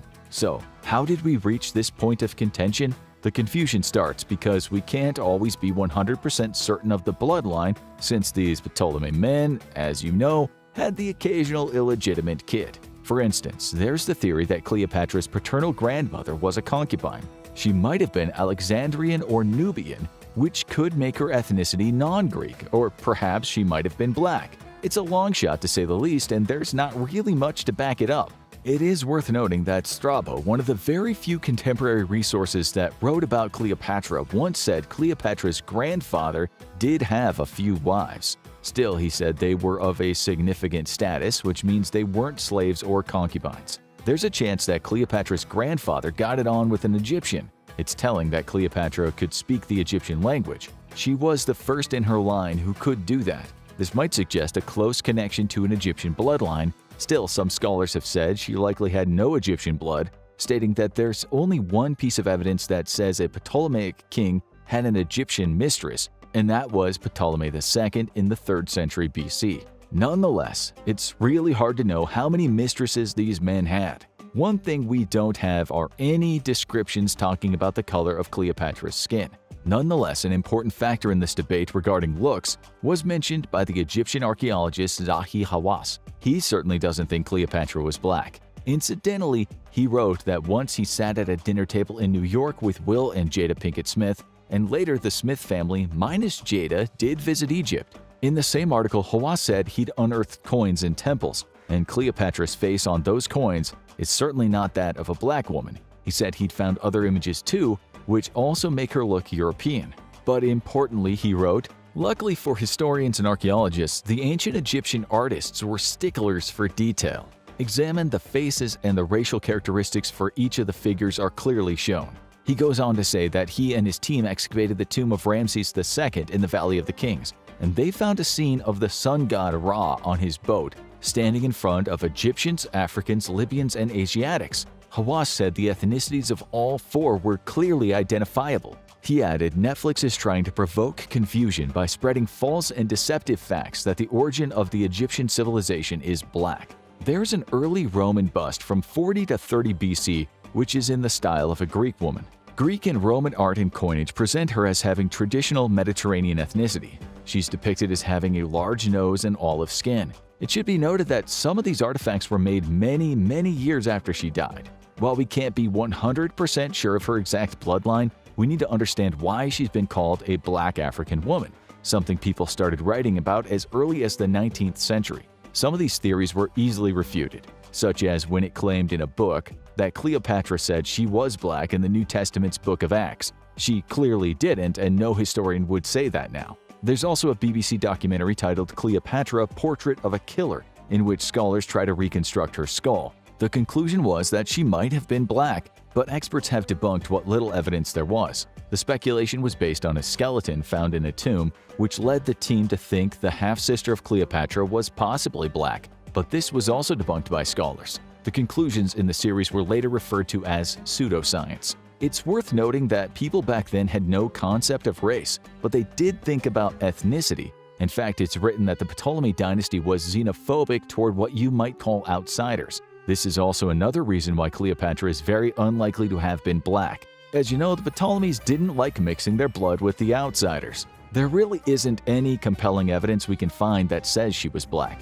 The evidence makes her almost certainly Greek, with perhaps distant Persian blood. She could have had mostly Macedonian Greek blood and perhaps some Egyptian blood, but there's absolutely nothing that tells us she had black African blood. One historian said there is no room for anything else, certainly not for any black African blood. He also said Egyptian mistresses were very much a rarity within the Ptolemies. Even if Cleopatra did have some Egyptian blood, all the evidence tells us she certainly regarded herself as Greek in terms of culture and traditions, but was born in Egypt and ruled Egypt. We actually can't find a modern scholar in any news articles right now that does say that she was black, though some do talk about the possibility of vaguely mixed blood. Most say she was most definitely Greek with possibly some Egyptian/Persian blood. It seems impossible to the vast majority of academics that we've read online that she'd look anything as she does in the Netflix production. After all the commotion, Smith said, "If you have a problem with the series, don't watch it." People countered, saying they were only pointing out historical facts. She later explained, "We don't often get to see or hear stories about black queens, and that was really important for me, as well as for my daughter, and just for my community to be able to know these stories because there are tons of them." She called the blackness of Cleopatra still highly debated, but as far as we can see, it's not, at least in the vast majority of the academic community. You might ask, why would people care? Is there just some nastiness in all of this? No doubt some people did say untoward things, but most folks just talked about the problems with historical revisionism. Trying to control the past has in history had negative permutations. The Egyptian lawyer accused Netflix of promoting Afrocentric thinking, which includes slogans and writings aimed at distorting and erasing the Egyptian identity. Modern Egyptians might not want to be alienated from their history and heritage, just as black Africans would feel the same about their history and heritage. To make that point, one commenter asked if it would be okay for Ryan Gosling to play the heroic Martin Luther King in a movie. It would certainly seem weird and could rouse some outrage, especially if it was a documentary. Still, King didn't live thousands of years ago, so the same argument can't really be made. No one can be absolutely sure, but then you could say that about many figures in ancient history. It sounds petty debating this, but for some it's a serious issue. Other people said it's understandable that after such awful legacy of slavery in Africa, both the North African slave trade and the Euro-American slave trade, not to mention the legacy of racism, that it could be seen as empowering to promote a female black African heroine to the masses. Nevertheless, the general feeling was that rewriting history is probably not the best way to go about making the world a better place. In fact, some commentators said they believe such revisionism causes even more social disharmony than there already is, and it looks like it has. As for Netflix and the series creators, some say that might as well have been a very wily bit of marketing. Controversy, trolling even often gains traction. But there are always long-term risks in this way of acquiring attention, so we doubt it was the reason Cleopatra was given her new look for a few hours. She's been shot at by a crazed high school psycho whose only mission in life was to murder her. Another teenager wanted her dead for the only reason that he wanted to be famous. But perhaps the most astounding assassination attempt was when a mystery figure tried to derail her train, a plot that was subsequently covered up by the government. The way old Lizzie has survived 3 assassination attempts will blow your mind. We're going to start with the most recent assassination attempt on Queen Elizabeth. The year was 1981, and she was in New Zealand fulfilling her duties as a traveling monarch. The perpetrator of the crime, a 17-year-old kid named Christopher John Lewis. You might wonder why a teen would want to blast the Queen to kingdom come, but you only need to look at his background to understand that his proverbial screw was loose. According to news reports, this boy lived in a house with a tyrannical father. Life was so chaotic for the kid that he couldn't even read or write until he was 8 years old. After assaulting another kid, he was expelled from school. He cut the heads off birds. His favorite man in the world was none other than Charles Manson. He got into petty crime while he was still young, culminating with his gang taking just over $5,000 from a post office after holding 2 workers at gunpoint. That was a lot of cash in the 70s, especially for a teenager. But for Lewis, the thrill from the violence was more important than the money. But he didn't stop there. He and his mates put together what they called a guerrilla army. They gave the outfit the name the National Imperial Guerrilla Army, spelling guerrilla wrong.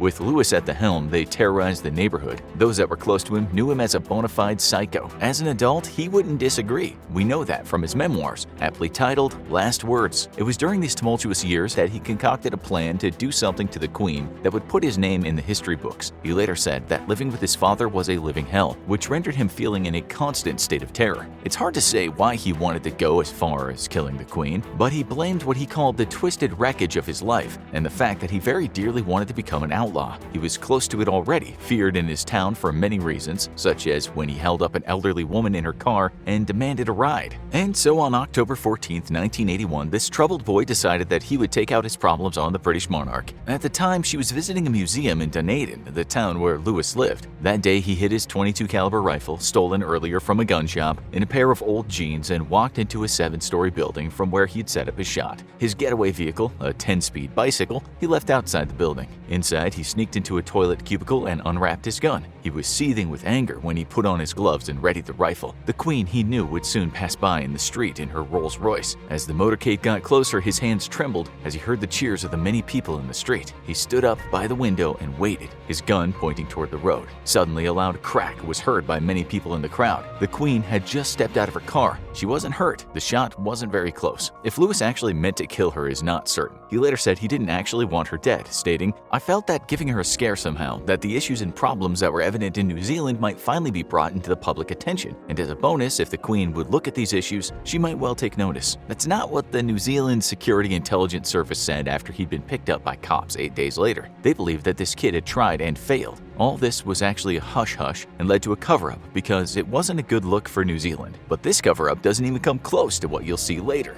When he was charged, all the public heard was that his crime was illegally possessing a firearm and illegally discharging one, not that he had tried to kill the Queen. As we said, people in the crowd that day had heard gunshots, but cops later assured them and some curious journalists that it was nothing but an unrelated racket. When Lewis heard the charges in court, his words were, "Only 2 charges? What? Had the bullet hit her, would it be treason?" But the whole story remained classified until February 2018 when a media company found out the truth. By this time, Lewis was long since dead. His death is a grim story if there ever was one. After the incident, he was sent to a psychiatric hospital. There, he once pulled a knife on a guard, and in his spare time, he concocted another plan to take out Prince Charles. After his release, he wrote these memoirs, and while he did try to stay away from crime, intelligence services never let him out of their sights. They thought he was still dangerous, knowing that if he had a more powerful gun that day, he could well have killed the Queen. That's why in 1995, when the Queen was visiting New Zealand again, they exiled him to Great Barrier Island for an expenses-paid 14-day vacation.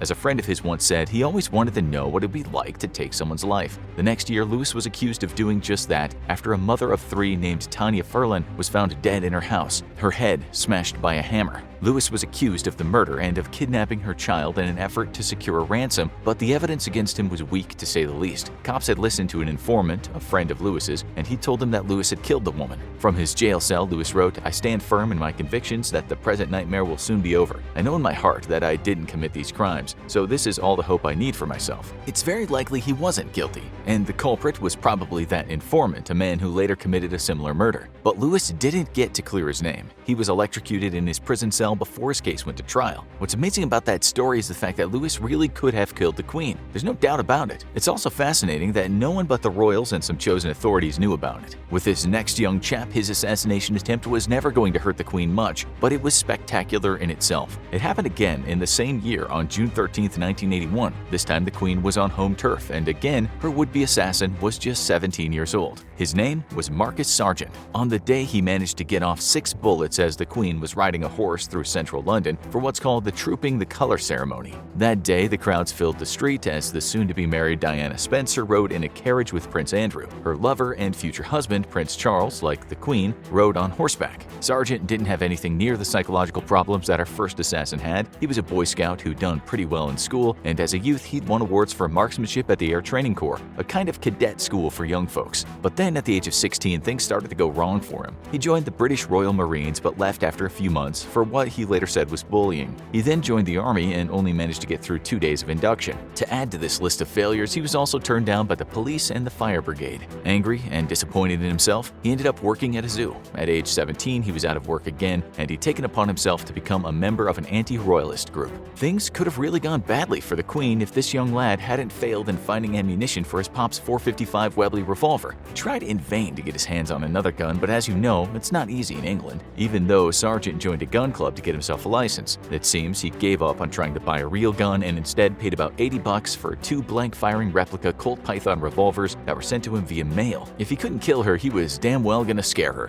Not long before he did the deed, he actually sent a letter to Buckingham Palace stating, "Your Majesty, don't go on the Trooping Colour ceremony because there was an assassin set up to kill you waiting just outside the palace." The letter arrived 3 days after the ceremony. As she rode on her horse, Sargent seemed to appear from nowhere and fired off 6 shots. Needless to say, this shocked and scared onlookers. No bullets came out of the gun, of course, but the noise frightened the queen's horse, named Burmese, and it reared up a little. Like a champ, she steadied the beast. Guardsmen and cops were on Sargent like a flash, and the queen, according to one of her bodyguards, rode on as cool as a cucumber. He told the press she looked shaken by the episode, but soon recovered her composure. Sargent was charged with the 1848 Treason Act and sentenced to 5 years in prison. It turned out that this failure of a kid had been obsessed with the assassinations of John Lennon and John F. Kennedy. When investigators unearthed his diary, one of the entries read, "I'm going to stun and mystify the whole world with nothing more than a gun. I will become the most famous teenager in the world." He didn't deny it later, telling the cops to their face, "I wanted to be famous. I wanted to be a somebody." Psychiatrists didn't think he had any kind of severe mental health issues, saying he was merely a messed up, insecure kid who'd studied the Lennon assassination and couldn't believe how easy it had been. He thought, why not? I would like to be the first one to take a pot shot at the queen. He was released from prison at the age of 20, and due to him being disliked by a lot of royal-loving Brits, he gave himself a new identity. All the time he'd been locked up, he apparently sent letters to the queen apologizing for what he'd done. She didn't reply once. We can't tell you what happened in the end to this boy that was called by the media a traitor and a fantasy assassin, but we reckon he sure would have been looked on with interest had the truth about the queen's later visit to New Zealand had been told. And that brings us to another cover-up, easily the strangest tale of the 3 assassination attempts. Like the New Zealand attempt on her life, the story only became public knowledge many years after the event. In 1970, she was on a royal tour of Australia. On the 29th of April, she was riding a train with her husband Prince Philip, heading from Sydney to the city of Orange, a distance of about 161 miles. The incident happened close to the town of Lithgow, population of 13,000. We now know that prior to her boarding that train, someone had laid down a large log on the tracks. At around 7 feet long and about 8 inches in diameter, it was big enough to derail the train. Someone had obviously left it there in the dark, and they'd wedged it in enough so that it would do some serious damage. In fact, the train did hit that log and was momentarily shaken. But it just happened that at the moment, the train had been going much slower than usual. Had it been traveling at the usual speed, there is every chance it could have derailed, and the queen been seriously injured or killed. A report written many years Leaders later said the train continued on brakes for about 200 meters with the logs still wedged under the front wheels before finally coming to a halt at the level crossing near Bowenfell Station. As things turned out, the Queen didn't know a thing about it. The Australian cops didn't report the matter, and a local newspaper that knew what had happened made a so-called gentleman's agreement with the cops not to publish the story and so embarrass them and the country. The newspaper, the Lithgow Mercury, kept hold of the story for close to 40 years. One of the investigators later admitted he'd pulled the editor to the side and told him not to publish the story. He said, "I took him for a drive and I told him the story and I said, I want your assurance that you don't print it." And he didn't print it. In 2009, it was finally published. For many years, Australian cops investigated the plot, but nothing came of it. One of the reasons for that was because they couldn't actually talk to many people about what had happened. The lead investigator recalled, "We never came up with any decent suspects because if we interviewed people, we seemed to be talking in riddles. Who was behind the plot remains a mystery, with IRA sympathizers being high on the list of suspects. Still, it could have been another kid trying to make a name for himself or just a regular run-of-the-mill loon." It seems Buckingham Palace had also been kept in the dark all those years, although it's possible the British authorities also kept the story under wraps. In 2009, the palace issued a statement saying it didn't want to comment on the matter, but in the royal diary there was no mention of anything strange happening on the train that day. The year is 1936. World War II looms on the horizon. Edward VIII becomes King of England, and 11 months later abdicates the throne. The very next year, this member of the British royal family meets with a newly appointed German Chancellor, Adolf Hitler. Declassified evidence now suggests that Edward VIII might have been closer to members of the Nazi Party than we ever realized. Under the best of circumstances, a duke spending time with Hitler and other Nazi officials is not something the British government would want the world to know about. The fact that a former king and then Duke of Windsor was in communication with Nazis just before World War II would have been devastating. So British and other Allied leaders did the only thing they could. They buried the truth. Until now. We know without a doubt that a meeting between Edward VIII and Adolf Hitler occurred on October 22, 1937. But what did they talk about? And was this member of the royal family a Nazi sympathizer? Edward was no longer king when he met with Hitler. Instead, he was the Duke of Windsor. He remained in the public spotlight as a member of the royal family along with his wife, the Duchess of Windsor, Wallis Simpson. Although no longer king, Edward still had connections and influence in certain aspects of British society. As World War II was all but inevitable, the leadership of Britain was rightfully nervous that one of the members of the royal family was becoming a little too close to the dictator of Germany. Edward and his American wife, whom he abdicated the throne to marry, were welcomed with open arms by the Führer and his supporters. There was most likely talk within the Nazi Party about building a relationship with the Duke. This connection might have served them well down the road, and as more and more evidence is coming to light, it seems that Hitler not only wanted to build a relationship with Edward VIII, but might have had plans of reinstating him as a puppet king of England if Germany defeated Britain in the coming war. Once Edward and Wallis arrived in Germany, the Nazis rolled out the red carpet. They were treated to lavish parties and had dinners with the heads of the Nazi Party, including Hermann Göring and Joseph Goebbels. But the highlight of their visit was meeting the Führer himself. Edward and his wife were driven to Adolf Hitler's country home in the Bavarian Alps named Berghof. Once at the estate, the Duke and Duchess of Windsor and Nazi leaders posed for pictures. Then Hitler and Edward had a meeting in secret where they might have discussed the future and what it would hold for each of them. There are varying accounts about this meeting. Some say that Edward criticized Hitler's policies, while others say he supported them. What was uncovered after the war suggests the latter might have been true. Once everyone had their afternoon tea, Edward and Wallis departed Berghof and headed back to England. Many accounts suggest they enjoyed themselves and even were in awe of the Führer and the Nazi Party. The couple had been in Germany for close to 2 weeks when they arrived at each new destination, and they were greeted by cheering crowds. Many people greeted Edward himself with a Nazi salute. The unsettling thing was that Edward would often return the salute. Obviously, this was not the type of behavior that the British government would want the Duke of Windsor to be engaging in, but it didn't seem like Edward cared. Although the photos and visits with Nazi leaders do not definitively prove that there was a friendship between the Duke of Windsor and Hitler, certain documents recovered at the end of the war might suggest this was the case. But let's start at the beginning, with Edward VIII's childhood. To understand how pro-Nazi the Duke might have been, we need to go back in time.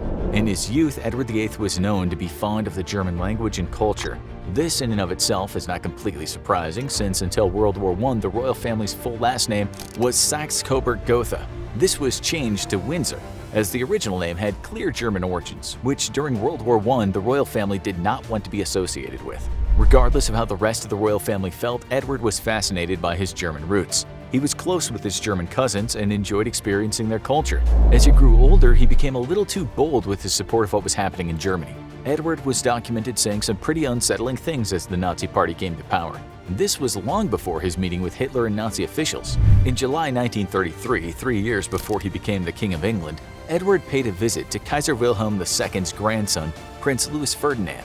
During their time together, Edward was recorded as saying that it was no business of ours to interfere in Germany's internal affairs, either regarding Jews or anything else. This alone is disturbing, as it would appear that Edward was indifferent to the persecution of the Jewish people that was already beginning. However, what he later said was even more disconcerting. During the same visit, Edward VIII was documented as saying, "Dictators are very popular these days. We might want one in England before long." You can understand why the leadership of Britain would be wary of this young royal family member, especially when war with Germany was looking more and more like a reality. In 1936, when Edward VIII became king after his father's death, the British government started to panic. Prime Minister Stanley Baldwin ordered MI5 to begin a surveillance campaign to keep tabs on the new king and his relationship with the Nazi Party in Germany.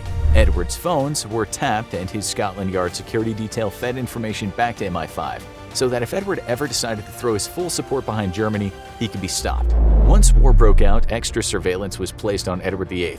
The government felt he was a huge liability that needed to be dealt with. It was actually Winston Churchill who took serious action to make sure that the Duke of Windsor did not become more of a problem than he already was. While under surveillance, Edward's telegrams and cables to Nazi Party members were recorded and kept classified.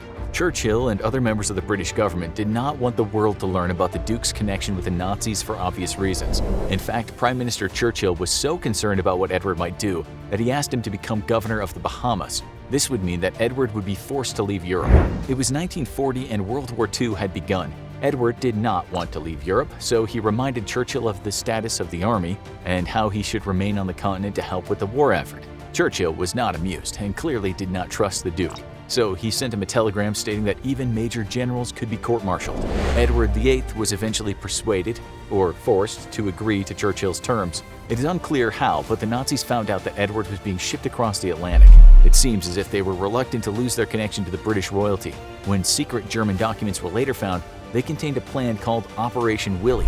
At the time, Edward and his wife were in Nazi-controlled Paris. They fled to Spain and then to Portugal, which was still neutral. However, this did not stop German Foreign Minister Joachim von Ribbentrop from ordering local Nazi dignitaries to seek out and meet with the Duke and Duchess of Windsor. In the documents later recovered by Allied forces, the Nazis had noted that Edward voiced his displeasure with the royal family, the British government, and Winston Churchill. The Nazis may have thought this meant it was time to recruit the Duke as an ally. It seems Edward intended to go to the Bahamas even after meeting with Nazi officials, so Ribbentrop fed the Duke of Windsor false information that he was being targeted by British operatives that were planning to assassinate him. The Germans encouraged the royal couple to come back to Spain, where the Nazis could protect them, and if they helped with the war effort, Edward would be placed on the throne of Britain once again. He would only be a puppet king, but it was one way the Nazis tried to entice the Duke. Although this is not the course history took, it's interesting to note that Edward did not inform British authorities of the conversations he had with Nazi officials. Instead, they had to find out about them through classified documents uncovered after the war. This was a little shady on Edward's part, and even once Edward reached the Bahamas, he continued to publicly speak out about his lack of faith in Britain winning the war. So whether Edward VIII was best friends with Hitler or not, he definitely was close enough with members of the Nazi Party to be in communication with them even during World War II. But there is another part to the story. It is the reason that this information was held from the public for so long. It isn't a conspiracy theory per se, but the suppression of information around Edward VIII's connections and communications with head Nazi leaders does beg the question, who is responsible for hiding this information for so long, and why? Surprisingly, it was not just the British government who wanted to conceal the documents connecting Edward VIII to the Nazis from the world. Churchill was definitely the most vocal proponent of suppressing the info, but he was not the only one. Churchill pleaded with the French and United States to keep the documents connecting the Duke to Hitler and the Nazis classified. Eventually, everyone agreed to keep the secret, but decades later, numerous documents were released on the matter. The reasons we know about the connections between Edward VIII and the Nazis is because of the German files found at the end of World War II. One cache of documents discovered at Marburg Castle consisted of around 400 tons of paper. Around 60 of those documents contained what became known as the Windsor File, which included German communications with the Duke and Duchess of Windsor. Recent documents released in 2017 by the British government contain information on how Churchill tried to suppress the Windsor File. He especially did not want the documents containing the communications between the Duke of Windsor and Nazi officials about Operation Willy to be released to the public. The documents also contained information about how Churchill contacted President Dwight D. Eisenhower to convince him to keep the Windsor File classified for 10 to 20 years. We cannot know with absolute certainty if any of the documents in the Windsor File were fabricated to be used as propaganda or blackmail against the British royal family, but many scholars believe that all the files are genuine and that Edward VIII was closer to Hitler and the Nazis than the world knew at the time. It's also clear that Allied leaders such as Churchill and Eisenhower hid the Windsor File from the world, perhaps to distance members of the royal family from the Duke's connection to Nazi Germany. The Prince of Monaco journeyed to the North Pole from Russia via dog sled to prove the effects of global warming. The King of Morocco has flown his car across countries and portions of the North Atlantic just for a tune-up. The royalty of Qatar, Saudi Arabia, and the United Arab Emirates are currently at odds and have been known to call each other rabid dogs in the heat of the debate. Yet, despite their differences, all have at least three things in common: a title, power, and money. Let's see just how rich they are in this episode of the Infographics Show, the world's richest monarchs right now. Number 10 is Prince Albert of Monaco, the third richest royal in Europe, with a net value of $1 billion. Prince Albert is a descendant from traditional as well as Hollywood royalty. His father was Prince Rainier III of the Grimaldi bloodline, while his mother was Princess Grace, otherwise known as famous actress Grace Kelly. One of the assets that Prince Albert owns is Grace's childhood home in Philadelphia, which he purchased for $755,000 in October of 2016, with plans to open it up as a seasonal museum.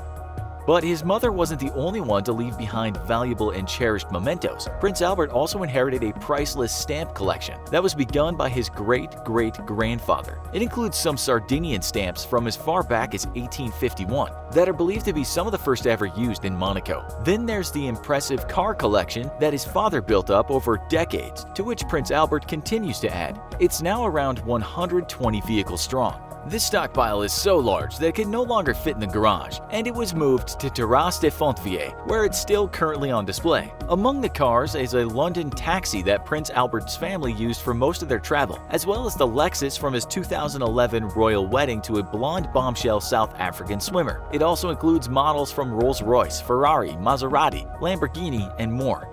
The prince owns a fourth of the land under his control as well, and has plans to work to expand Monaco's territory further by extending it out to sea. This is critical, as Monaco has the largest population density of any country in the world. In fact, 35 of every 100 residents are multi-millionaires vying over space to call the tax-free principality their home. Due to this competition, the cost of property in the area is surpassed by Hong Kong alone. To accommodate the expected influx of an additional 27,000 of the filthy rich by 2027, the plan is to expand by around 645,000 more square feet. This will make space for 120 luxury homes and bring yet more prosperity to the region. Beyond pricey real estate, stamps, automobiles, and land, Prince Albert also profits off shares that he holds in a Monte Carlo resort as well. In other words, he, his wife, and their 3 children have got it made.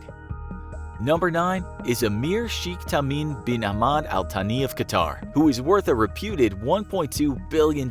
Most of his wealth is due to the Qatar Investment Authority, the 4th largest Middle Eastern sovereign fund, with $320 billion in assets. QIA makes investments around the world with the money it gets in exchange for Qatar's oil and gas, and has made substantial profits. Its investments include shares in the Deutsche Bank, London Stock Exchange, and Volkswagen in Europe, and the Gigamon Incorporated software company in the United States. It plans to expand the U.S. portion of its portfolio to reach a total value of $45 billion within the next 2 years. However, the area wasn't always well off, and the Qatar Investment Authority didn't exist until 2005. In fact, the Qatari people struggled just to get by until part of the world's largest gas field was discovered within their borders. Emir Ahmad's family joined forces with Exxon executive Rex W. Tillerson, a recent U.S. Secretary of State, to liquefy the gas and make it exportable. The area then went from a poor one to one with the highest average income as a result. However, the emir believes that this profit has made others in the area feel threatened. Qatar is currently riding out a boycott by its Saudi and Emirati neighbors, and each continually tries to one-up the other in a display of power and prestige. For example, while Qatar purchased a Cezanne painting for $250 million, a record for art at the time, Saudi Arabia purchased a Leonardo da Vinci painting for a new record of $450.3 million. Emir Ahmad of Qatar's assets have set him apart in other ways as well. He bought the Paris Saint-Germain soccer team, which placed as the 11th most valuable according to Forbes. In fact, it set a record by paying a $242 million transfer fee for player Neymar Jr. The emir is also reputed to own a 408-foot yacht known as the Qatara, translated to mean celebration. Built in Bremen, Germany, the massive vessel is the 14th largest private luxury yacht worldwide and established to be worth $300 million. Number 8 is Grand Duke Henri of Luxembourg, the second richest royal in Europe and one of the youngest, with a net worth of $4 billion. His value is mainly the result of funds from the Grand Duke's house that are his alone as holder of the crown. He does not earn a salary, but gets $324,851 to spend on royal functions and an additional budget of $12,181,914 for household expenses. Because the country of Luxembourg is so small with few inhabitants compared to most other nations, the cost in taxes each citizen paid to support the royal family was a little over $19 in 2014. In comparison, the cost to the British royal family was 70 cents a person and the Spanish required 18 cents. Then there is Belgium, where royalty no longer accepts any form of assistance, though some believe financial burden is a contributing factor to why monarchies of the past have dissolved. The Grand Duke and Duchess seem beloved by their people nonetheless. Crowds stepped up to cheer at his swearing-in ceremony in October of 2000 after his father, Grand Duke John, stepped down. Number 7 is Mohammed bin Rashid Al Maktoum, who is both Prime Minister and Vice President of the United Arab Emirates, as well as Emir Sheikh of Dubai. He's worth $4.5 billion. A large amount of his income is generated through his sovereign wealth fund at the Abu Dhabi Investment Authority, ranked as the third biggest in the world and worth $828 billion as of 2018. A majority of this is due to Abu Dhabi Oil, and most of its other holdings remain undisclosed to the public. The emir also profits off a majority of shares in the investment firm Dubai Holding, the owner of a major property development and management company and a luxury hotel company, and worth $35 billion.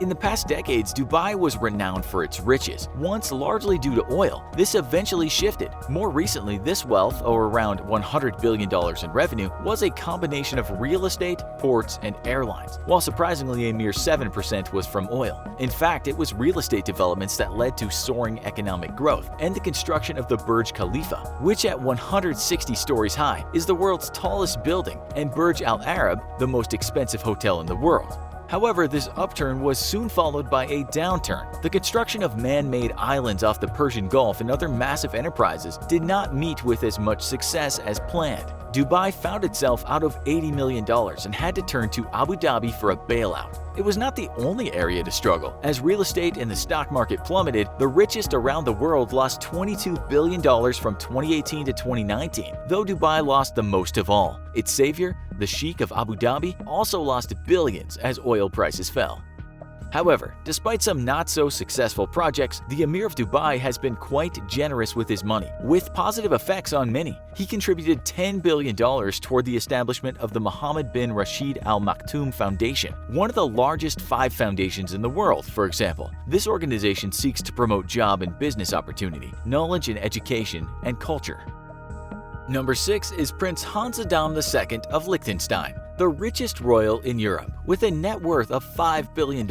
According to the Bloomberg Billionaires Index, he's one of the 500 richest people in the world, ranked at number 444 to be exact. His fortune is one that dates back to the time of the Crusades from land held throughout Europe. This wealth is now tied to the princely house of Liechtenstein's private bank, the LGT Group. LGT acquired additional assets that led to a recent spike in value in 2017. This provided von Liechtenstein an extra $1.7 billion and lifted him up to his current Billionaires Index ranking. On top of this, there are profits he's made from his investments through the Prince of Liechtenstein Foundation, a holding company as well.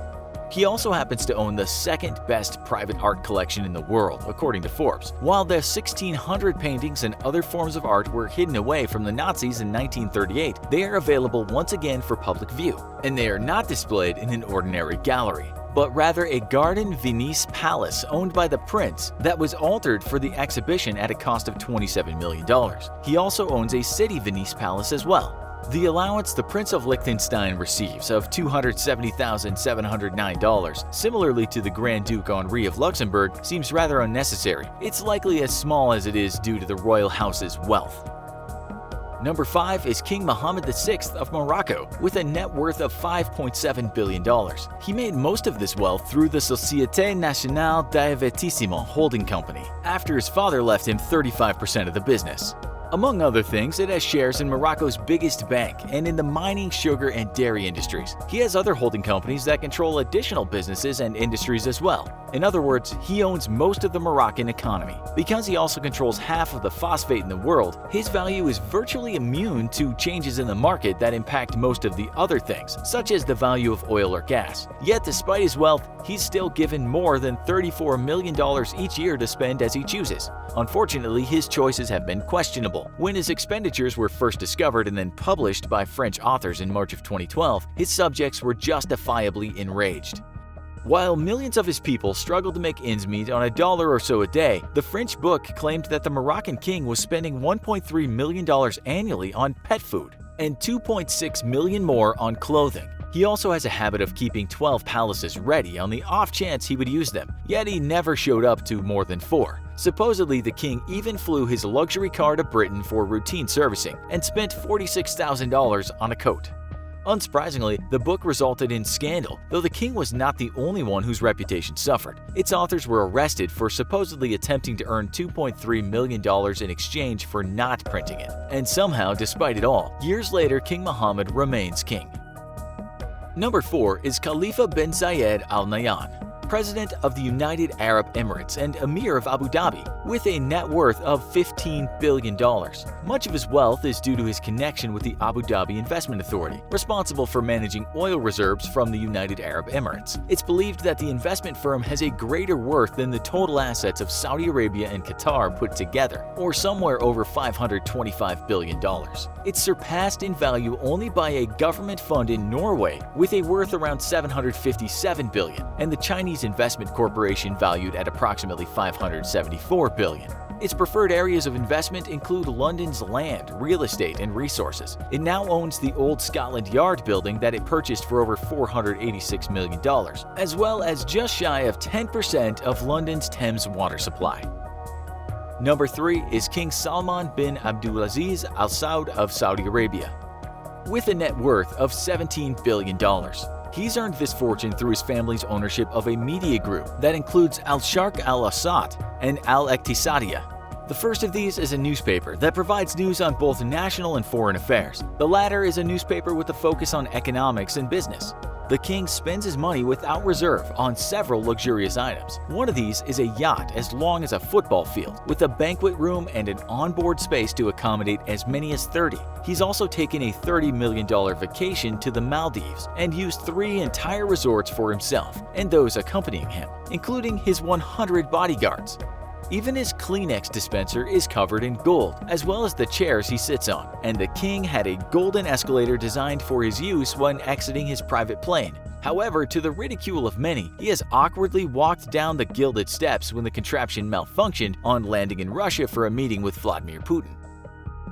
Number 2 is Sultan Hassan al-Bolkiah of Brunei, who's worth $20 billion thanks to oil and gas. It was Brunei that came up with the first large-scale natural gas liquefying plant once a gas field was found offshore of his country. This set a precedent for others worldwide who had gas but no way to ship it, such as Qatar. Brunei has many sources of oil as well, but the oil field known as Champion is the greatest. Champion can fill up to 100,000 barrels daily. With natural resources of that amount, it comes as no surprise that the Sultan is living a lavish lifestyle. His home, known as the Istana Nurul Aman, is the largest residential palace in the world. It takes up around 2,152,782 square feet, surrounded by white walls and topped with golden domes. It has 1,788 rooms, 5 pools, and a 110-car parking garage, and uses 38 kinds of marble for its 18 elevators and 44 staircases. And that's not all. His garage is anything but empty. The Sultan parks his 65 customized Ferraris, Bentleys, and Lamborghinis, his 165 Rolls-Royces, and his 37 Bugattis there. After all, why stop at the King of Morocco's 120 cars when you can have 267? Number 1 is King Maha Vajiralongkorn of Thailand, worth $30 billion due to investments made by the Crown Property Bureau. The Bureau owns more than 3,000 acres of property in Bangkok and stakes in Siam Commercial Bank and in Siam Cement. King Vajiralongkorn is also the owner of the largest cut and shaped diamond in the world, the Golden Jubilee Diamond. It came from the Premier Mine, the same origin as the other large and famous Cullinan and Taylor-Burton diamonds. Though unlike the others, at first it was considered quite ugly. It took 2 years and specialized equipment to cut it and give it the attractive yellow-brown sparkle it has today. It has since received blessings from Pope John Paul II, the Supreme Imam, and the Supreme Buddhist Patriarch of Thailand, and was first given to King Vajiralongkorn's father in honor of his 50th coronation anniversary, though his people were told that it was a golden topaz at first, and not a diamond. In a time of financial hardship, it was prudent that they didn't realize their leader was parading around what is believed to be an up to $12 million stone on his royal scepter. However, in time, they learned the truth and it now sits on display instead of attached to a kingly accessory. Clearly, these men are all quite different from one another, yet are all famous, powerful, and filthy rich. In a world where many monarchies have toppled, they, for one reason or another, have retained their positions of leadership. This is despite questionable spending by many at the taxpayers' expense. Sirens scream as British sailors run across the aircraft carrier deck. Japanese kamikaze planes are inbound. Anti-aircraft guns fire into the sky. Planes are launched from the deck. Sailors dive for cover. An enemy plane goes down, then another and another. The sky is filled with explosions, but out of the smoke comes a horrible sight. One of the kamikaze pilots has made it through. The plane dives. The bombs on the underside of the aircraft reflect the gleam of sunlight. The kamikaze plane slams into the aircraft carrier's deck. There's a huge explosion. Fire streams across the runway. Sailors sprint with hoses to put out flames. When they're under control, the mechanics and engineers look over the ship. It's relatively unscathed. With a few quick repairs, the carrier is once again ready for battle. Nothing is going to stop the British Pacific Fleet, not even Japan's most deadly kamikaze pilots. As World War II progressed and Allied forces started gaining ground in Europe, a decision was made to turn their attention to the threat in the Pacific. The Japanese were invading parts of mainland Asia and wreaking havoc on the United States' bases and fleets in the eastern part of the world. With Nazi Germany slowly falling apart and Allied forces closing in on all sides, it was clear that more resources needed to be deployed to the Pacific to aid in the battle against the Japanese. The British had lost ships to the Japanese earlier in the war. Less than 3 days after Japan entered World War II in December of 1941, they destroyed several British ships in the Pacific. The Japanese aircraft sank the Prince of Wales and Repulse, 2 of the most powerful Royal Navy vessels. After the loss of the British ships and many sailors' lives, Japan attacked and captured naval bases in Hong Kong and Singapore, basically driving any British presence out of the Pacific Ocean indefinitely. The British were too focused on fighting in Europe at the time to send supplies and ships back to the Pacific. But in August of 1943, at the Quadrant Conference of Allied leaders in Quebec, the Allies agreed that more resources and ships should be sent to the Pacific. The Allied forces still maintained a Germany-first principle, thereby cutting off the head of the Axis powers. But Japan was posing a real threat to an Allied victory to end the war. The Pacific was of strategic importance for Allied forces for multiple reasons, one of which was the oil-rich areas of Sumatra. Then, in September of 1944, at the Second Quebec Conference, a finalized plan to launch the British Navy back into the waters of the Pacific was formed. Britain offered to send a fleet of ships, including at least 4 aircraft carriers, to the Pacific waters by the end of 1944. The stipulation was that the United States welcomed the help, but the British forces needed to be self-sufficient, as the U.S. was already struggling to maintain their footholds and supply chains in the Pacific as it was. Admiral Sir Bruce Fraser was appointed the commander of the newly designated dedicated British Pacific Fleet, and ships were sent to the Japanese-controlled waters. The British Pacific Fleet set up its main base of operations in Australia. It took a long time for the men, materials, and ships to travel the 12,000 miles from Britain to Australia, but the support that the British Pacific Fleet would provide was vital to defeating the Japanese and ending World War II. The fleet was already planning to sustain itself, since most British ships, weapons, and planes differed from what the Americans were using. The differences in the British Pacific Fleet was actually one of the things that made it so successful. The United States was struggling to defend their ships and bases against the kamikaze pilots in the Japanese Air Force, and although kamikaze planes posed a threat to the British ships, the way the vessels were designed allowed them to stand up better to kamikaze attacks compared to their American counterparts. Specifically, aircraft carriers in the British Pacific Fleet had armored decks, which greatly reduced the damage caused by kamikaze impacts. It wasn't long after the fleet had docked in Australia and made final preparations that they were called into action by Admiral Nimitz. Their mission was to attack and destroy key Japanese-controlled oil refineries. This was an important objective, but more than anything else, Nimitz wanted to see what the new British Pacific Fleet was capable of. It did not disappoint. On January 24, 1945, the British Pacific Fleet attacked the refinery at Plagio. They destroyed it and moved on to the second target at Songi-Gerong 5 days later. Using planes launched from aircraft carriers, the British Pacific Fleet was able to destroy both refineries with relative ease. This slowed the supply of oil being used to fuel the Japanese warships and aircraft. This first mission had not only dealt a blow to the Japanese Navy, but the rest of the Japanese war machine as well, including the ability to launch kamikaze attacks. It did not stop Japan entirely, but it was a start. Unfortunately, a delay between the two attacks allowed Japanese forces to organize a defense around the Songi-Gerong. On January 29th, enemy forces located the British Pacific Fleet and tried to stop them from destroying the second oil refinery. As the fleet approached their target, Japanese fighters took off from a nearby airbase. In response, combat air patrol fighters took off from the aircraft carriers in the British Pacific Fleet. They met the Japanese planes en route and destroyed all of them before they could cause any significant damage. Any kamikaze pilots that were planning to fly into the ships of the British Pacific Fleet were shot down before they could reach their target. However, 16 British planes were lost during the battle. The pilots gave their lives to protect the fleet so it could carry out its mission of destroying one of the major oil supplies fueling the Japanese forces. After the completion of their mission, the British Pacific Fleet returned to Sydney. Luckily, the maintenance carrier Unicorn had just arrived with replacement aircraft. The lost planes were replenished, and the fleet was ready for its next mission. The success of the British Pacific Fleet's first assignment caused Admiral Nimitz to insist that the fleet be used as a flexible reserve for vital missions occurring across the Pacific.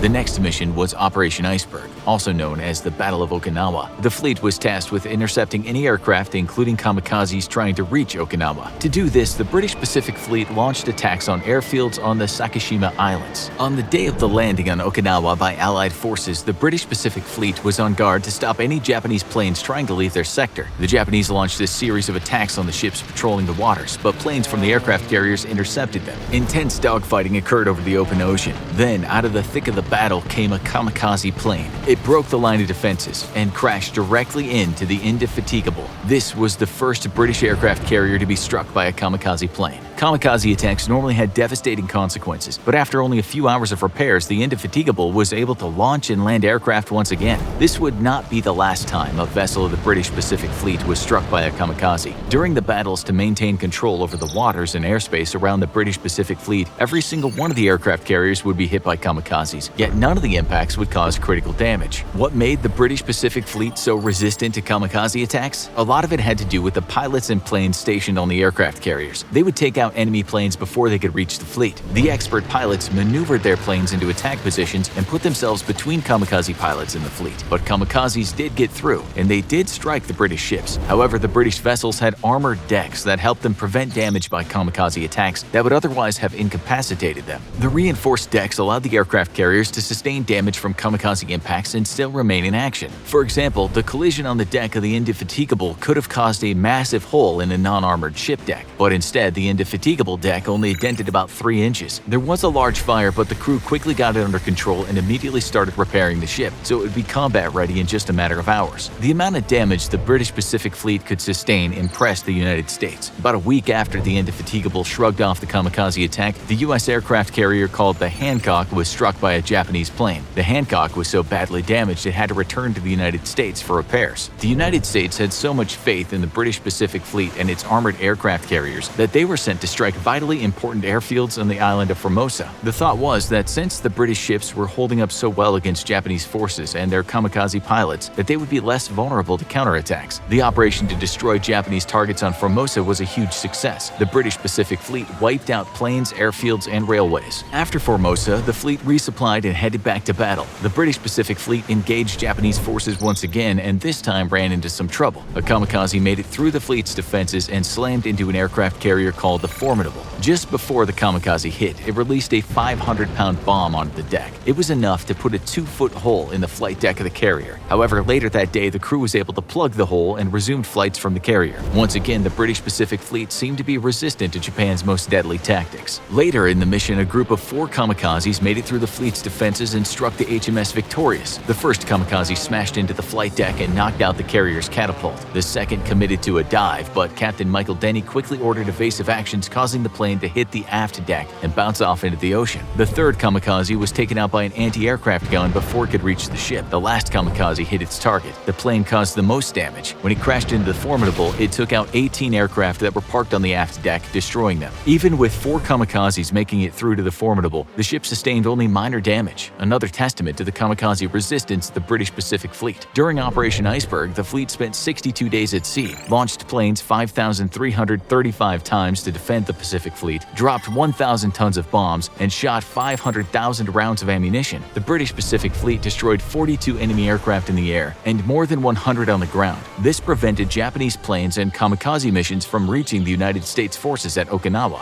The British Pacific Fleet had already accomplished so much and resisted numerous kamikaze attacks, but they were not done yet. The squadron was split up and the carriers were destined to be a vital part of Operation Olympic, which was the first phase of the invasion of Japan. The Special Task Force of the British Pacific Fleet ships dropped hundreds of tons of bombs. The planes from the carriers flew 416 defensive missions to protect both the British and US forces. The ships had to sail through rough water and even typhoons, but continued their support of the Allied forces so they could take the mainland of Japan. The British Pacific Fleet destroyed countless enemy planes, ships, and bases up until the Japanese surrendered on September 2, 1945. Without the support of the British Pacific Fleet, the war in the Pacific may have lasted much longer. The British ships were especially effective at resisting kamikaze planes, one of Japan's most deadly tactics. It was due to the extra armor on the ship's decks and the expertise of the pilots that launched from the aircraft carriers of the British Pacific Fleet that allowed them to fend off the kamikaze attacks and complete their missions. It's just an average day in Buckingham Palace. Queen Elizabeth II is sitting down at the breakfast table with a plate of buttered crumpets and a cup of Yorkshire tea. Her beloved husband, Prince Philip, enters the room and asks Jeeves the butler for his breakfast. "I'll have a full English," he says. "Easy on the black pudding and no beans and brown sauce." Jeeves, old sport, none of that damned ketchup. And I'm just going to apologize right now for these terrible voices. The Queen suddenly starts shaking her head while reading the Daily Mail newspaper. Philip asks her what's wrong, to which she replies, "The hordes of the city of Bradford are rioting again, all over the price of extra-strength cider this time." Philip looks equally annoyed and says, "We gave them 3 Aldi discount supermarkets, 3. What more could one ask for?" "It's so frighteningly depressing," says the Queen, and then sinks her teeth into one of those crumpets, the butter dribbling down her chin. "What do I always tell you?" says Philip. "The hordes will be hordes, Lizzie." "Yes, quite," says the Queen, just as a servant wipes the butter from her chin with a lace handkerchief. "What have you got planned for today?" the Queen asks. "Oh, well, I just thought I'd take the Land Rover out for a spin," replies the 98-year-old prince. "Do try your hardest, dearest, not to crash into one's subjects again." "Righto," says the prince while stuffing a specially made Buckingham banger into his ancient mouth. Okay, so we admit we made that up. The infographic show hasn't yet bugged Buckingham Palace, and we're still waiting for our invitation to visit the Queen. Maybe that's not quite how things go down during breakfast time, but who would know? Sure, we've all watched some of The Crown on Netflix, but just how realistic is that series? The British royal family is steeped in mysteries and intrigue, and the occasional scandal. But as you'll see today, there are a lot of fascinating secrets the royal household would rather you didn't know. One thing is just how much cash those royals have. If you check out the Forbes rich list, you'll find that Queen Liz ain't that rich at all. She's only supposed to have just over $500 million in the bank, and that's not even enough to get on Jeff Bezos' birthday party guest list. While the multi-billionaire king of Thailand was told by someone about the Queen's fabulous wealth, his response was simply, "Hold my beer." What you might not know is that the British royals make most insanely wealthy people look like paupers begging at the gates of Buckingham Palace. No one knows just how much they have, but if you count royal household-owned properties, we're talking billions. Add to that the crown jewel, said to be worth over $4 billion. That would be less if India gets that massive Kohinoor diamond it says the British stole from the country. But that's still nothing compared to what something called the Crown Estate is worth. What's that, you might wonder? And so we'll tell you that it's hundreds of thousands of acres of land, many mineral sites that can be legally excavated, an entire street in one of the richest parts of London, racecourses, parkland, forests, farms, and a massive chunk of the British shoreline. We haven't even started, and we won't get into everything that belongs to the British Crown, but we'll tell you that the British royals also have land holdings in other countries belonging to the British Commonwealth. In fact, about 89% of Canada is actually Crown land. 28% of Australia is Crown land. Okay, so the Queen can't just put an ad on Craigslist saying, "For sale, Canada, nice place if not a bit cold in some parts during the winter. Reason for quick sale, never liked maple syrup and poutine." She cannot do that, but technically the Crown owns a lot of parts of many countries. Then you've got entities such as the Duchy of Lancaster, and that's a private estate with its fingers in a lot of money pies. It even appeared in those Paradise Papers that revealed all those offshore accounts that rich people like to have. Okay, so the entire royal estate isn't worth the $17 trillion that some folks say it is, but the British royal estate in its entirety is a lot more than you might think it is. Like we said, the Queen can't just sell off Crown land, but her name is on the lease. She technically owns it. But even if you forget about selling the land, the Crown is worth a lot more than the Queen's paltry $500 million. A conservative estimate is the royals are worth about $88 billion,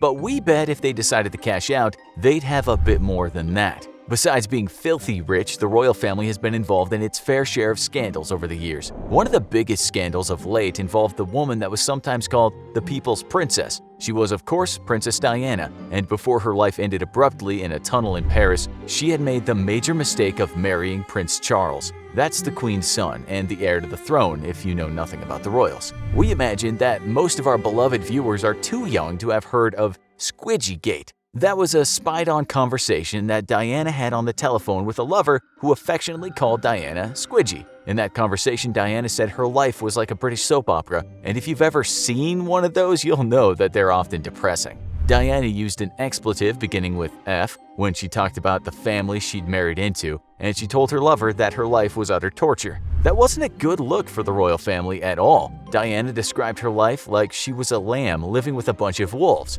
But then things got worse because the rapacious and not always ethical British tabloid media found out about Prince Charles's affair with a woman named Camilla Parker Bowles. There was also a phone conversation that was spied on, and that scandal became known as Camillagate. The life of the British royal family was indeed really starting to sound like a soap opera. The king-to-be was dating someone else while married to Diana and had told the world how wicked the royals were. Diana once famously talked about her relationship with her cheating husband, saying, "There were 3 of us in the marriage, so it was a bit crowded." Meanwhile, Charles's brother Prince Andrew was in a doomed relationship with a woman most Brits called a money grubber. Her name was Sarah Ferguson, and she was also likely a cheat. While on holiday with an American financial advisor, the British tabloid media, as usual, weren't far behind. One afternoon, those paparazzi got the shot they were looking for. It was that American holding onto Ferguson's leg and sucking on one of her toes. The incident became known as the toe job.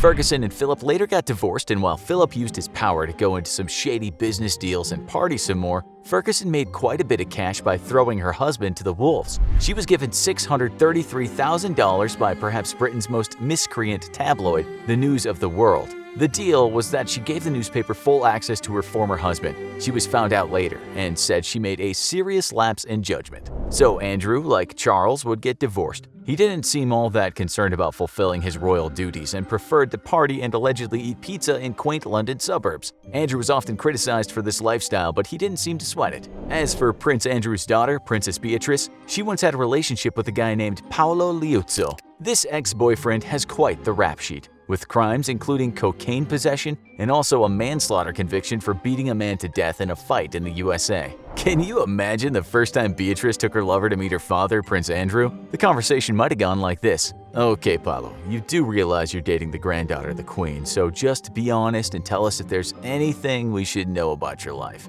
The reply?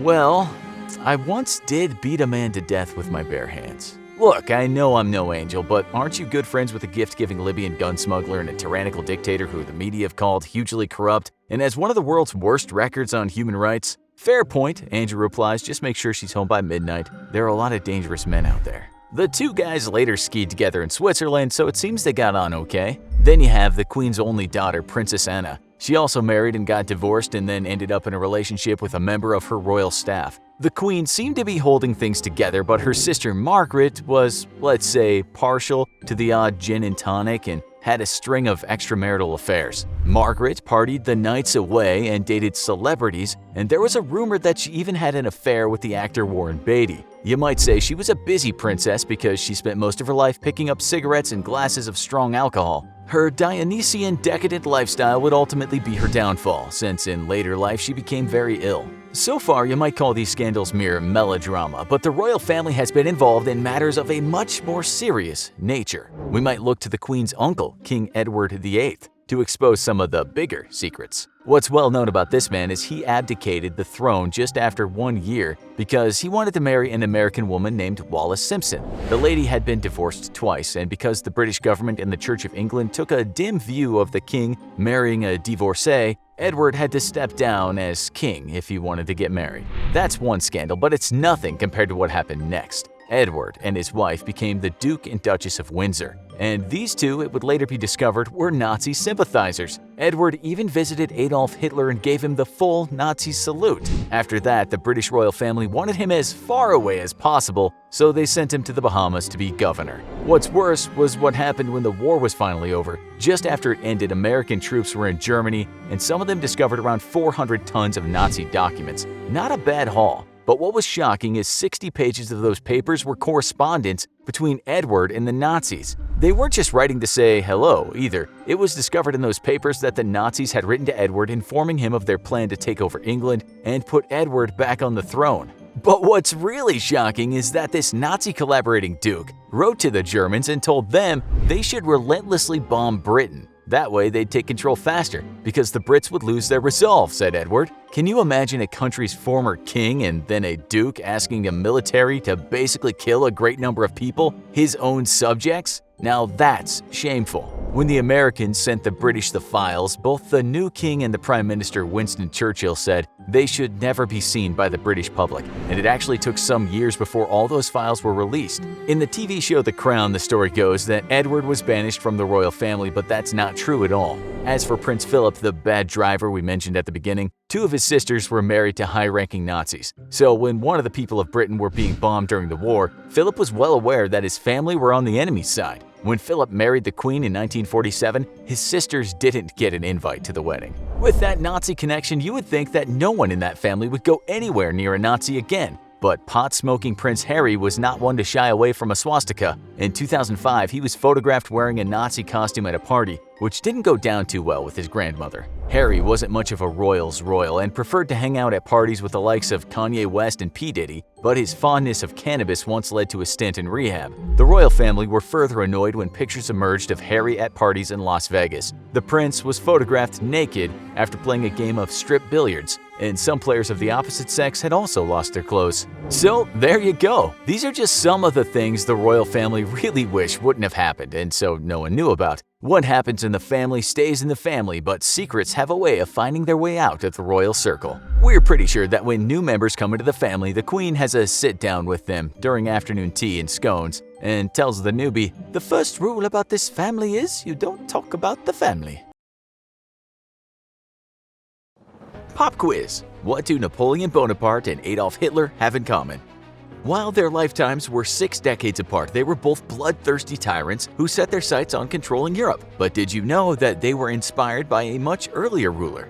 That ruler was Charlemagne, also known as Charles the Great and even the father of Europe to some. Charlemagne was one of the most prolific conquerors of Western and Central Europe. He ruled the Franks, the Lombards, and also pretty much anything he set his sights upon.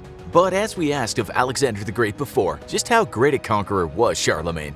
Especially since he had a grand total of 0 Instagram followers. Unlike a lot of iconic rulers, not a great deal was definitively recorded about Charlemagne's early years. Nobody knows exactly where or even when Charlemagne was born.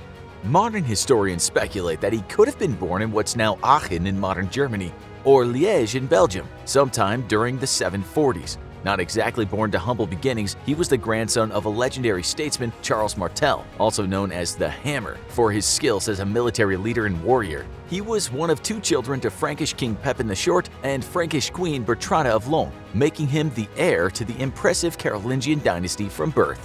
While he was born Carolus, like many other rulers such as Caesar and Caligula, he became synonymous with his moniker, a name that would soon inspire either love or fear all across Europe. Charlemagne's resume truly began around 768 AD with the death of his father. This passed the kingdom to him and his younger brother Carloman. However, there was friction between the 2 brothers from the outset. This was only deepened when the 2 of them were forced to quell a rebellion during the brief bit of anarchy after King Pepin's death. While Charlemagne handled the rebellion well for such a new ruler, Carloman's fumbling of the conflict often actively undermined his brother's efforts. By the end of the brief war, Charlemagne had destroyed the rebellion. Carloman, however, had taken a major reputational hit. He'd become a liability for the Carolingian dynasty.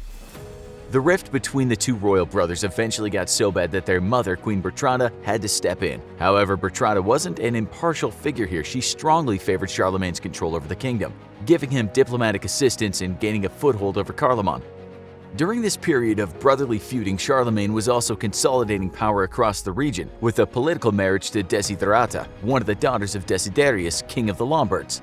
This effectively fused the Franks and the Lombards for a long time, further cutting Carloman out of the picture. Sadly for him, what Carloman is perhaps best known for is for dying abruptly in 771 AD from what historians believe was a severe nosebleed. This prevented a civil war from breaking out among the Carolingians. It also allowed Charlemagne to fully consolidate his power over the Franks and curry favor with the Pope, beginning what is arguably his true reign.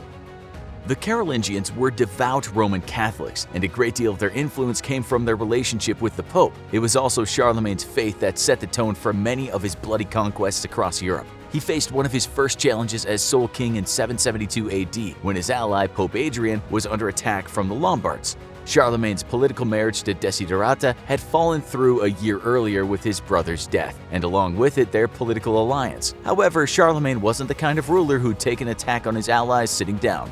Problems he couldn't solve with diplomacy or political strategy he'd happily solve with the sword.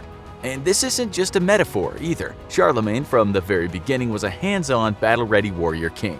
Charlemagne led from the front, surrounded by heavily armored bodyguards, wielding Joyeuse, his iconic sword. The sword's name translates directly to joyous from its original French, but joyous would be the last thing his enemies would feel as they saw Charlemagne charging toward them. Even in the early days of his rule, his record of military victory was so impressive that even his presence would strike terror into the hearts of his foes. Charlemagne headed off the Lombards in the Alps, a notoriously difficult terrain. However, in his mind, the best defense was a good offense. It wasn't enough just to repel his enemies in their attack. And after securing a decisive victory in the Alps, Charlemagne launched a brutal siege on the Lombardy region of Pavia. The Carolingian army outnumbered the Lombard forces 4-1. Using Charlemagne's clever flanking techniques, they were able to surround fortified Pavia, cutting off supply lines. After 4 months of siege, Lombardy king Desiderius finally surrendered to Charlemagne and his forces. This gave everyone's favorite up-and-coming French conqueror dominion over modern-day northern Italy and more. In a particularly Game of Thrones move, he even had himself crowned with the legendary Iron Crown of Lombardy, but King Charlemagne was far from done on his debut European tour.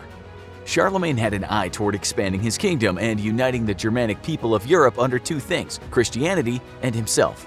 His next conquest was against the nomadic Avars, a diverse group of people that populated areas ranging from modern Austria to Turkey. Charlemagne's brutal onslaught left the Avars in disarray, and even when he briefly suspended his campaign against the Avars to fight the Saxons, they fell into civil war. The remnants were practically handed to Charlemagne's forces and integrated into his ever-growing empire. The Saxons were one of Charlemagne's most consistent foes. He took issue with their pagan belief system and intended to enact his tried and tested method of conquer and convert. However, his war against the Saxons ended up being horrifically protracted, taking over 30 years in total and involving numerous bloody battles. These were known as the Saxon Wars, and they took up a good portion of Charlemagne's time as king. The Saxons largely inhabited northwestern Europe, and there was always tension along the borders of Saxony and Charlemagne's Frankish territory. Some historians suggest that Charlemagne's motivation for fully igniting conflict with the Saxons was more than just religious, too. They suggest that he may, in fact, have been playing the long game, usurping former Roman territory to gain more papal favor and increase his chances of being declared Emperor of the West. Whether this was truly on Charlemagne's mind at the time, we may never know. But what we do know is that his campaign into Saxony, while fought over a long period of time, was particularly ruthless. Charlemagne, hoping to provoke his enemies and make a point, destroyed a Saxon Irminsul, a kind of holy pillar of great religious importance to the pagans in Saxony. Charlemagne's point was clear: it's either my way or destruction. There was no middle ground, and over those 30 years, the Frankish ruler was true to his ominous words. In response to his sacrilege, the Saxons attempted to burn Christian churches. The retribution from Charlemagne was swift and brutal. He performed raids on Saxon territories in 774 AD, and according to the Royal Frankish Annals, said in 775 AD, that he would wage war on the perfidious and treaty-breaking people of the Saxons, and to persevere with this until they had either been overcome and subjected to the Christian religion or totally exterminated. Again, being a frightening man of his word, Charlemagne crossed the Rhine and raided Saxon territories 3 times that very year, leaving death and destruction in his wake. Conflict was only escalating over time, leaving thousands dead on both sides. In the year 777 AD, it seems Charlemagne was only getting bolder in his subjugation of the people of Saxony. To demonstrate his power and confidence in his ability to win the war, he traveled to Paderborn, a settlement in the heart of Saxony, to deliver a general assembly on his intentions. As always, Charlemagne was straightforward in his messaging. The Saxon people could accept baptism under Catholicism, or they could choose death. It was up to them. Tit-for-tat skirmishes would continue in the following years. Different settlements would become captured by the Franks and the Saxons, and often recaptured not long after. But things became noticeably bloodier in the 780s. The year 782 AD brought with it the Battle of Zuntel, a Saxon rebellion in the Weser uplands of Lower Saxony. It was quelled by a detachment of Frankish troops on Charlemagne's behalf. However, the event that made this battle famous actually occurred afterward, with the arrival of Charlemagne himself. In retribution for Saxon defiance, he offered his classic ultimatum to the rebel forces: conversion or destruction. Historians estimate that as many as 4,500 beheadings occurred that day for the rebels who refused to give in to Charlemagne's demands. This event is known by most as the Massacre of Verdun. The impact of this act of brutality echoed over 1,000 years later, when even Nazi Germany declared Charlemagne Karl the Slaughterer for his cruelty during the massacre. However, Adolf Hitler, who as mentioned before was an admirer of Charlemagne, changed the official line on this with the help of propagandist Joseph Goebbels. It goes without saying, being admired by Adolf Hitler is never a positive thing. This level of brutality, however, didn't extend to Charlemagne's personal life. On his own terms, he was more of a lover than a fighter. Throughout his life, he had at least 4 wives that we know of, and sired many children. He was also, despite being a brutal ruler, apparently a doting father who cared deeply for his children. He appointed his sons to positions of power in his kingdom and didn't allow his daughters to be rushed into marriage. One of Charlemagne's contemporaries, Einhard, his official biographer, even offered a description of what Charlemagne looked like. In his definitive piece Life of Charles the Great, published after Charlemagne's death, Einhard wrote that he was broad and strong in the form of his body and exceptionally tall without, however, exceeding an appropriate measure. His appearance was impressive whether he was sitting or standing, despite having a neck that was fat and too short, and a large belly. The strange and interesting reign of Charlemagne rose to another level in the final years of the 700s. If this isn't clear enough by now, Charlemagne and his Carolingian kingdom were one of the world's staunchest supporters of the Catholic Church. He paid his dividends to the Church through land, funding, and even fighting their battles for them, and eventually this devotion paid off. In 799 AD, a rebellion in Rome left Pope Leo III embattled and in danger of losing power and of death. Supporters of Pope Adrian, who'd remained neutral in the conflict between Charlemagne and the Byzantines, hadn't taken kindly to Pope Leo's unambiguous support of Charlemagne's ventures. Rebels against Leo intended to mutilate him by removing his eyes and tongue, which would disqualify him as a pope. Leo fled to the Alps, where Charlemagne gave him sanctuary until the rebellion could be resolved. When Pope Leo was reinstalled, he rewarded Charlemagne handsomely, crowning him Emperor of Rome in December of the year 800 AD. And thus the Carolingian Holy Roman Empire was born. Despite his reputation as a ruthless conqueror and religious zealot, the territories under his reign did undergo several improvements thanks to his governance. He established standardized weights, customs dues, and measurements that facilitated the flow of commerce and economic reform. Charlemagne encouraged scholarship and intellectualism, inviting scholars to his court to share findings and information. He also improved literacy and established libraries of classic works. A new writing system, the Carolingian minuscule, was introduced, laying the groundwork for the modern European alphabet. Historians refer to this period of art, writing, and intellectualism as the Carolingian Renaissance. However, all stories must come to an end. On the 28th of December, 814 AD, Charlemagne passed away in his 70s, situated in his possible birth tower of Aachen. After his death, his empire was succeeded by his son, Louis the Pious, and the cultural legacy of Charlemagne and the Carolingian Renaissance persisted long after his death. While the Holy Roman Empire experienced decay thanks to Charlemagne's successors lacking his extraordinary leadership skills, it wasn't fully dissolved until almost 1,000 years later. It was one of Charlemagne's own admirers, the infamous Napoleon, that finally destroyed Charlemagne's empire in the process of making his own. Charlemagne really knew how to attract a certain kind of fan. When we talk about inbreeding, we are referring to reproducing with someone who is closely related in terms of genetics. We see this happen a lot when dogs are bred, and many people are critical of it. You see, when a pooch's mom and dad are not genetically related, that puppy gets diverse genes. This is a good thing, as if both were the same or similar and carried a faulty gene, the puppy would also get that fault. With a mix, it has more choice and can override the bad gene. As one dog breeding website puts it, some inbred dogs are born sick and die sick. With that in mind, how does inbreeding bode for humans? That's what we'll find out today in this episode of the Infographics Show, when royal inbreeding went wrong. So we know if you have offspring with someone genetically close to you, like a sister or a cousin, it might mean that the child inherits two recessive genes. Sibling to sibling, we are told, is far riskier than reproducing with a cousin or aunt, or perhaps for some strange folks, grandmother. One scientist says this is really not a good idea. It might be harmful to that child, but that is not always the case. We'll give you a rundown of things that might happen. The child may have genetic disorders. It might be short.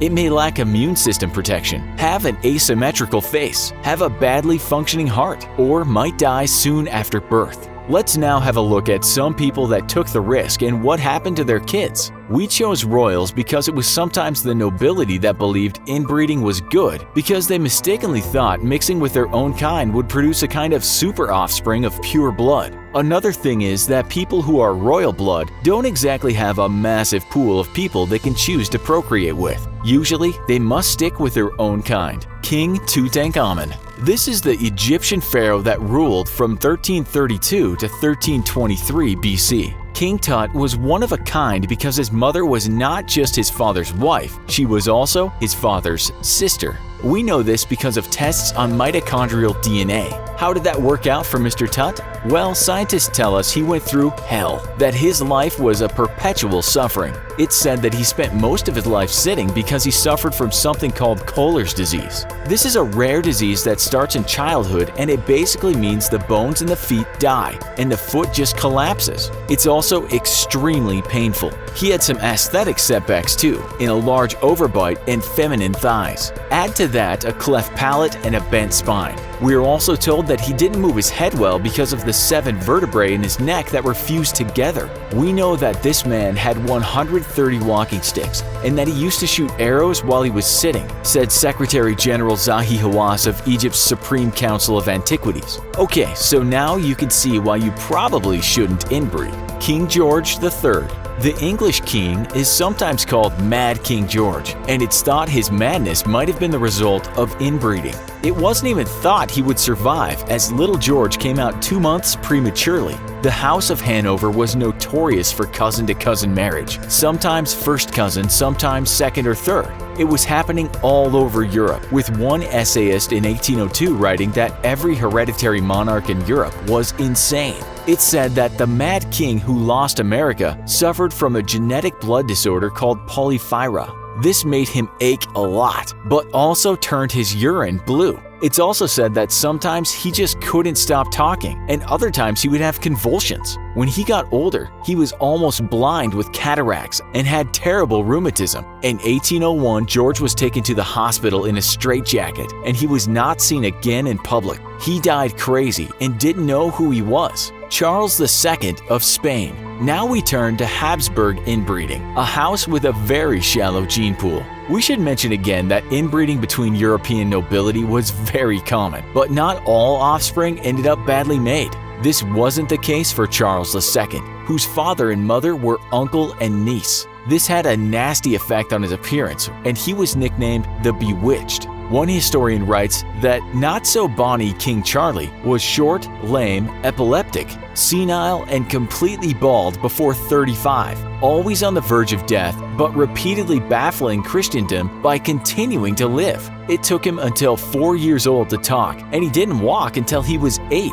He could barely speak because he had something called the Habsburg lip. This meant the lower jaw stretched out way farther than the upper part, making him look quite horrendous. He also had a very large tongue, which didn't help matters at all when it came to speaking. It's blamed on royal intermarriage, and historians tell us that the Habsburgs were the inbreeding champions of Europe. He died at just age 39 after being sick since birth. One writer said, "We are dealing with a man who died of poison 200 years before he was born." He was referring to 2 centuries of inbreeding. The physician that did the autopsy wrote that Charles did not contain a single drop of blood. His heart was the size of a peppercorn, his lungs corroded, his intestines rotten and gangrenous. He had a single testicle, black as coal, and his head was full of water. Did inbreeding kill the Habsburgs off? That's what a lot of people say. Papers have been written about this. One such paper says, this data suggests that inbreeding depression for infant and child survival could be occurring in the Spanish Habsburg families as a consequence of prolonged consanguineous marriages. King Chulalongkorn's big family. The great king of Thailand, born in 1853, was responsible for modernizing the country and so is very much revered. He abolished slavery, reformed government, built modern hospitals, and introduced a modern system of law. He also had 4 wives, all half-sisters. This was a busy man, as he also had 32 consorts, and it's thought 116 concubines. The numbers differ from source to source, but who's counting? In total, he had 33 sons and 44 daughters. Many of those kids lived long lives, but many others were sickly and lived very short lives. Princess Nakiainaina's short-lived child. It's said in Hawaii incest was a privilege, and this princess married her brother, Prince Kauikeauli. The Christian missionaries took a dim view of this. They had a child, and it died shortly after being brought into the world. The princess never recovered, and she died not long after that. Tsarevich Alexei Nikolaevich. Little Alexei was heir to the throne of the Russian Empire, but his life was not a long one. The youngest of 5 children, he was born with hemophilia, when blood doesn't clot. Now it's thought that the reason for this disease was because the young boy was a descendant of Queen Victoria. In fact, lots of people related to the 19th century British Queen bled out. It was even called the royal disease. It spread, of course, because all these royals were inbreeding, and as we said at the start, that doesn't go down well, as recessive genes with recessive genes means faulty kids. Queen Victoria's son, Prince Leopold, died at 31 of a brain hemorrhage. Her grandson, Prince Frederick of Hesse and by Rhine, met a similar fate. Her great-grandson, Prince Waldemar of Prussia, bled to death, as did Lord Leopold Mountbatten, grandson of the Great Queen. Great-grandson Prince Heinrich of Prussia went the same way, as did 2 of her descendants, Infante Alfonso and Infante Gonzalo of Spain. Why, oh why did these people not venture a bit farther when looking for a suitable mate? Queen Maria I. Another mad royal, Maria I of Portugal, was said to go into fits of hysteria quite often. During her rule from 1777 to 1816, 2 of her kids died of smallpox, which didn't help her condition. She would stay alone howling and crying, and it's said that many people in this family suffered from mental diseases. The blame is said to be all the inbreeding that went on. Both her grandfathers suffered from mental problems too. Maria ended up marrying her uncle, and one of her sons married his aunt. Enough said. Elizabeth of Austria. This is another member of the family-loving Habsburgs. Elizabeth, aka Sisi, married at just 16 years old. The groom was her cousin, but as you know, for a Habsburg, this was the norm. The Habsburg family tree looks more like a family branch. She came from the very inbred house of Wittelsbach. She suffered from depression most of her life and became obsessive about her looks to the point of starving herself. She was eventually murdered. Things got better over time, especially in Europe, and nobility started to practice outbreeding. However, the practice is still common in some parts of the world, notably Africa and the Middle East. The New York Times wrote a piece in 2003 stating that in Saudi Arabia, people were just starting to see how bad this practice could be.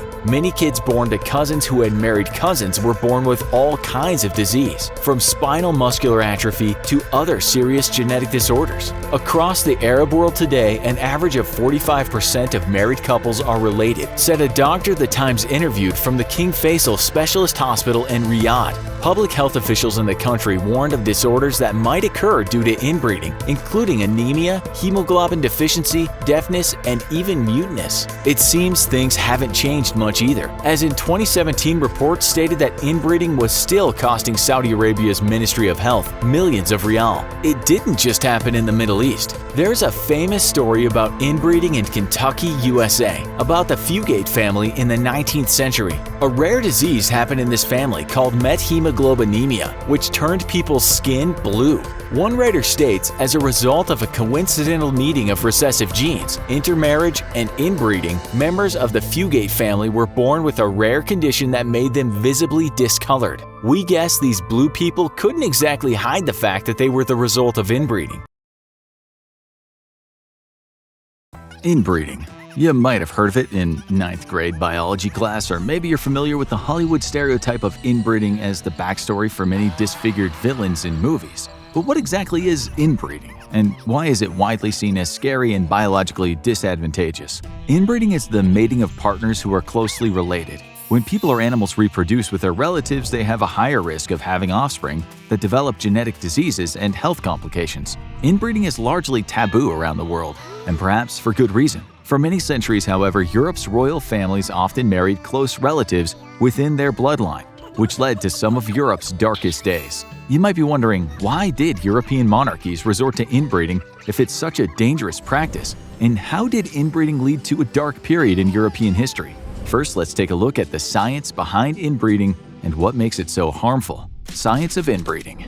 Inbreeding is what happens when organisms that are closely related by ancestry mate. Traditionally, the biological goal of mating is to shuffle DNA to establish the most evolutionarily advantageous combinations for the survival of the species. For humans, DNA is bundled into 23 pairs of chromosomes. Within each chromosome, there are as many as hundreds of thousands of genes, and each gene has 2 copies that are called alleles. Our genes determine how we look and how our bodies function. They play a role in what color your eyes and hair are, what your blood type is, whether you're predisposed to certain diseases, and more. Genes come in pairs of alleles, or different versions of a gene, which can be either dominant or recessive.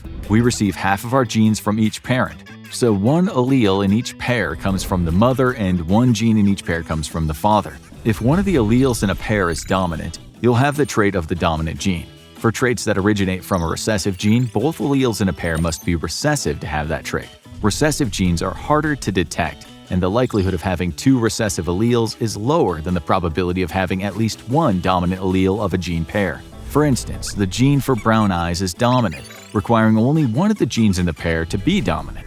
The gene for blue eyes, however, is recessive, so both alleles must be recessive to have blue eyes, meaning being born with blue eyes is rarer. The same is true for some congenital disorders and genetic diseases, like cystic fibrosis, a genetic condition that affects a protein in the body, impacting certain cells, tissues, and glands. Cystic fibrosis also requires 2 recessive alleles. In recessive disorders like cystic fibrosis, both copies of the allele must be abnormal or recessive to be affected by a given disease. So you can have one copy of the abnormal allele and be fine, unless you and the person you have a child with both are carriers of the same recessive disorder, which puts your child at risk of receiving two abnormal copies of a given allele, causing a genetic disorder associated with inbreeding. Those disorders include schizophrenia, limb malformation, blindness, congenital heart disease, and neonatal diabetes, to name just a few. You might have heard of the survival of the fittest, a theory coined by Charles Darwin that explains that over many generations the most adaptive genetic traits are passed down,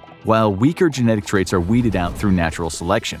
The introduction of different genetic combinations to a population provides more genetic variation, which increases the likelihood of survival for at least some offspring. The genetic diversity of a population can play a role in determining the biological fitness of a species, since diversity helps organisms survive and adapt to changes in their environments over time. Darwin's theory is fundamental to understanding how inbreeding and genetic diversity relate to the survival of a species or bloodline, and he believed that inbreeding of plants could impact their health and reproduction. But perhaps more interesting is that Darwin actually married his first cousin, and many of his ancestors also married close relatives. Fascinatingly enough, Darwin and his wife had 10 kids, 3 that died before age 10, and 3 of the 6 surviving children with long-term marriages did not produce offspring.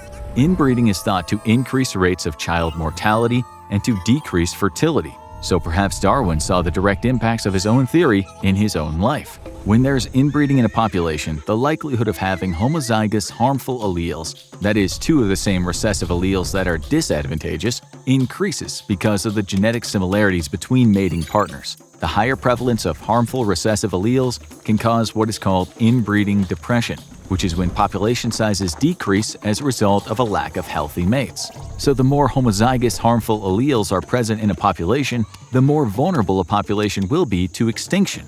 In fact, in Australia, the 2 largest populations of koalas could go extinct due to their lack of immunity to one disease, since they're so heavily inbred.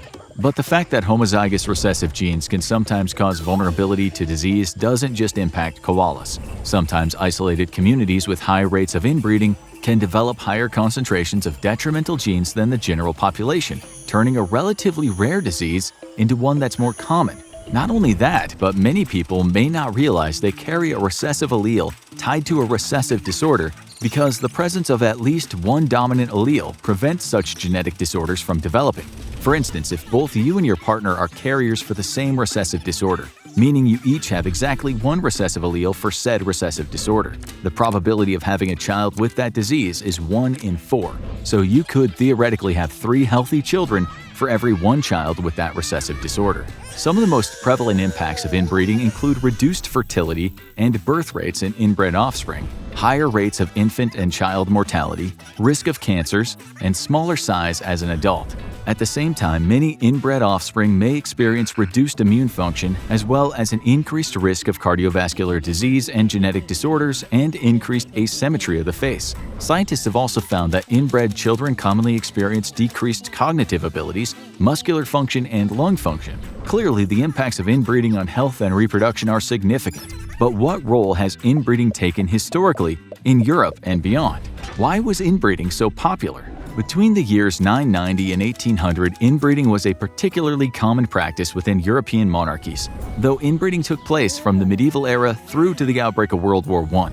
As royals were unable to marry commoners, over time their dating pool of partners with equivalent social status became smaller and smaller. Around the time of Reformation, revolution made it so fewer royals were eligible for marriage within European monarchies, since princesses and princes needed to marry within their denomination of Christianity. This is why many monarchs turned to their own family lines to establish marriages of the appropriate pedigree. You see, throughout history, European royal families have often been partial to inbreeding. It was mostly done in order to strategically keep power and money within a bloodline. While this was successful in the sense that it allowed monarchies to consolidate power within their family, it held implications for the production of healthy offspring. One such pairing was the marriage of Philip II of Spain and his niece, Anna of Austria, whose marriage was encouraged to keep titles in the family and to forge political alliances. Philip and Anna were the parents of Charles II, who famously experienced the impacts of inbreeding throughout his life. The story of the decline of the Spanish monarchy's House of Habsburg might be the most infamous case of inbreeding in European history. The Habsburg dynasty lasted for 6 centuries, and throughout that time, many of the marriages in its bloodline were consanguineous, meaning the marriages were between blood relatives. The House of Habsburg was effectively established by the Holy Roman Emperor Charles V, whose legacy led to the acquisition of much territory through marriage. Charles V and his wife Isabella of Portugal had 2 children, Philip II of Spain and Maria of Austria. Charles and Isabella feared that if Philip died before he had a male heir, the dynasty would lose control of Spain. So Maria was to marry her first cousin, Maximilian II, to ensure that land stayed in the family. Intermarriages like these continued for many generations to keep land and power in the family in the case that a male heir was not conceived. The results of the extensive inbreeding within the Habsburg line could be seen in the faces of the offspring, especially in the distinctive Habsburg jaw that resulted from generations of incest, as well as high rates of disease and premature death in the family. The Habsburgs are correlated with an oversized jaw, a large lower lip, and a hanging nose tip. Researchers who studied the Habsburg family found out that of 502 pregnancies in the Habsburg line, there were 93 infant deaths and 76 childhood deaths, which is thought to be tied to the impacts of inbreeding. The last ruler in the Habsburg bloodline was Charles II, who throughout his life experienced many physical and mental disabilities as a result of 2 centuries of inbreeding. To illustrate how intertwined the Habsburg line was, the grandmother of Charles was also his aunt. Charles II was infertile despite being married twice, meaning he could not produce an heir to the throne. He was believed to also suffer from at least 2 conditions caused by recessive mutations, including pituitary hormone deficiency, which can cause infertility, and distal renal tubular acidosis, which can cause kidney failure. Charles II's large tongue and oversized jawline made it difficult for the monarch to speak and eat while keeping his mouth closed. It also led to him famously drooling a lot. If that wasn't enough, Charles also suffered from uncontrollable spells of diarrhea, vomiting, and he was epileptic. Charles II retired young as the result of all the physical impacts of his condition, as he was unable to cope with the demands of being a ruler. He was considered too deformed and too intellectually stunted to properly rule, and during his reign the land under Spain's control declined, marking his poor performance as a leader. By the end of his life, Charles had a frail body that resembled an old man despite being less than 40 years old. He became almost completely immobile because of edema swelling in his legs, abdomen, and face. Charles was bald and reportedly senile at the end of his tragically short life. The inbred ruler suffered hallucinations and convulsive episodes, with a fever, abdominal pain, heavy breathing, and coma contributing to his eventual death. Horrifyingly enough, his autopsy report explained that Charles's body did not contain a single drop of blood. His heart was the size of a peppercorn, his lungs corroded, his intestines rotten and gangrenous. He had a single testicle, black as coal, and his head was full of water. When Charles II died in the year 1700 at the age of 39, the Habsburg royal line died with him, and his death sparked the 13-year-long War of Spanish Succession. Before Charles II, inbreeding was still very prevalent in Spain. King Ferdinand and Queen Isabella, second cousins, were the parents of Joanna of Castile, who experienced the impacts of inbreeding in her life. Joanna started experiencing mental breakdowns after the death of her older siblings. Her husband, Philip the Handsome, through an arranged marriage, was known for womanizing, which exacerbated her mental instability. Joanna's experiences with mental illness contributed to constant political insecurity in Spain and is thought to be associated with her family history of inbreeding. When Joanna found her husband's mistress, she stabbed her in the face. For the rest of her husband's life, Joanna remained smitten with him, and when he died of typhoid fever, she was adamant that he had been poisoned and she refused to depart from his body, sleeping beside his dead corpse every night. Erratic behavior like this was thought to be a result of inbreeding. Genetic conditions in monarchies. Queen Victoria. The trend wasn't exclusive to mainland Europe.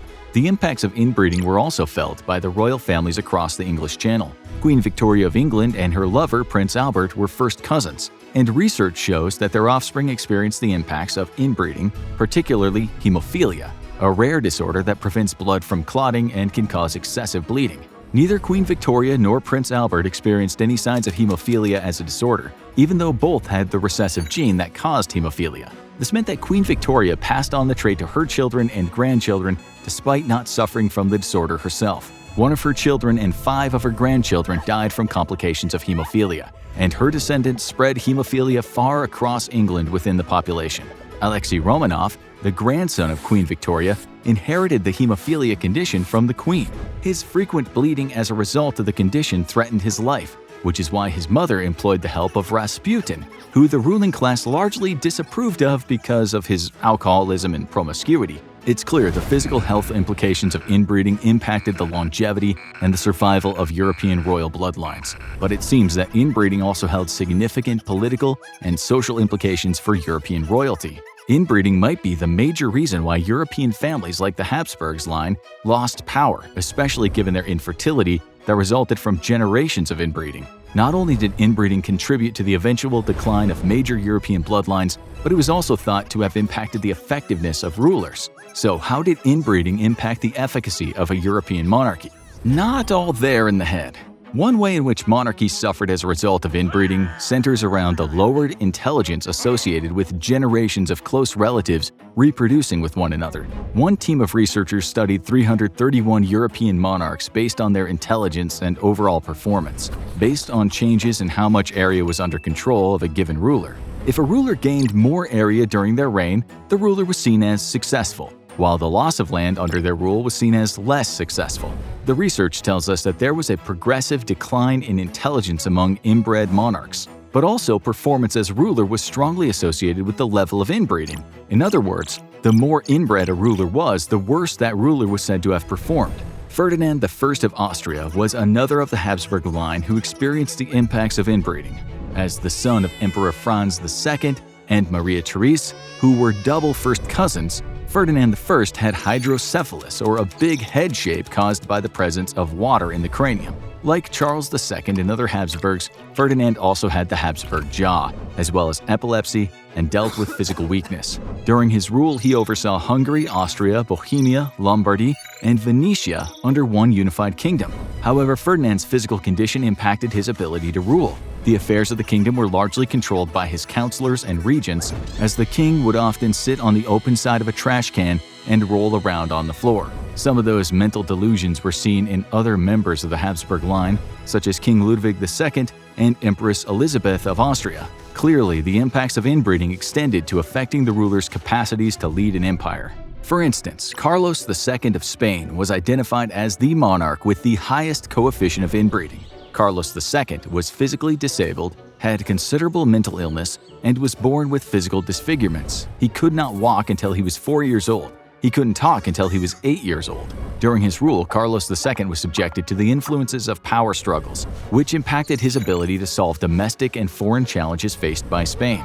Under Carlos's reign, the country was plagued by misery, poverty, hunger, disorders, and decline in agriculture, financial circumstances, and military strength. After the death of Carlos II, a new dynasty took over, which shows just how significant the health impacts of inbreeding were for entire royal bloodlines. Another famous ruler impacted by inbreeding is King George III, known for leading England when the country lost the American colonies. George III descended from Queen Victoria and was impacted by inbreeding, and is believed to have suffered from bipolar disorder or perhaps porphyria, which causes blue urine and insanity.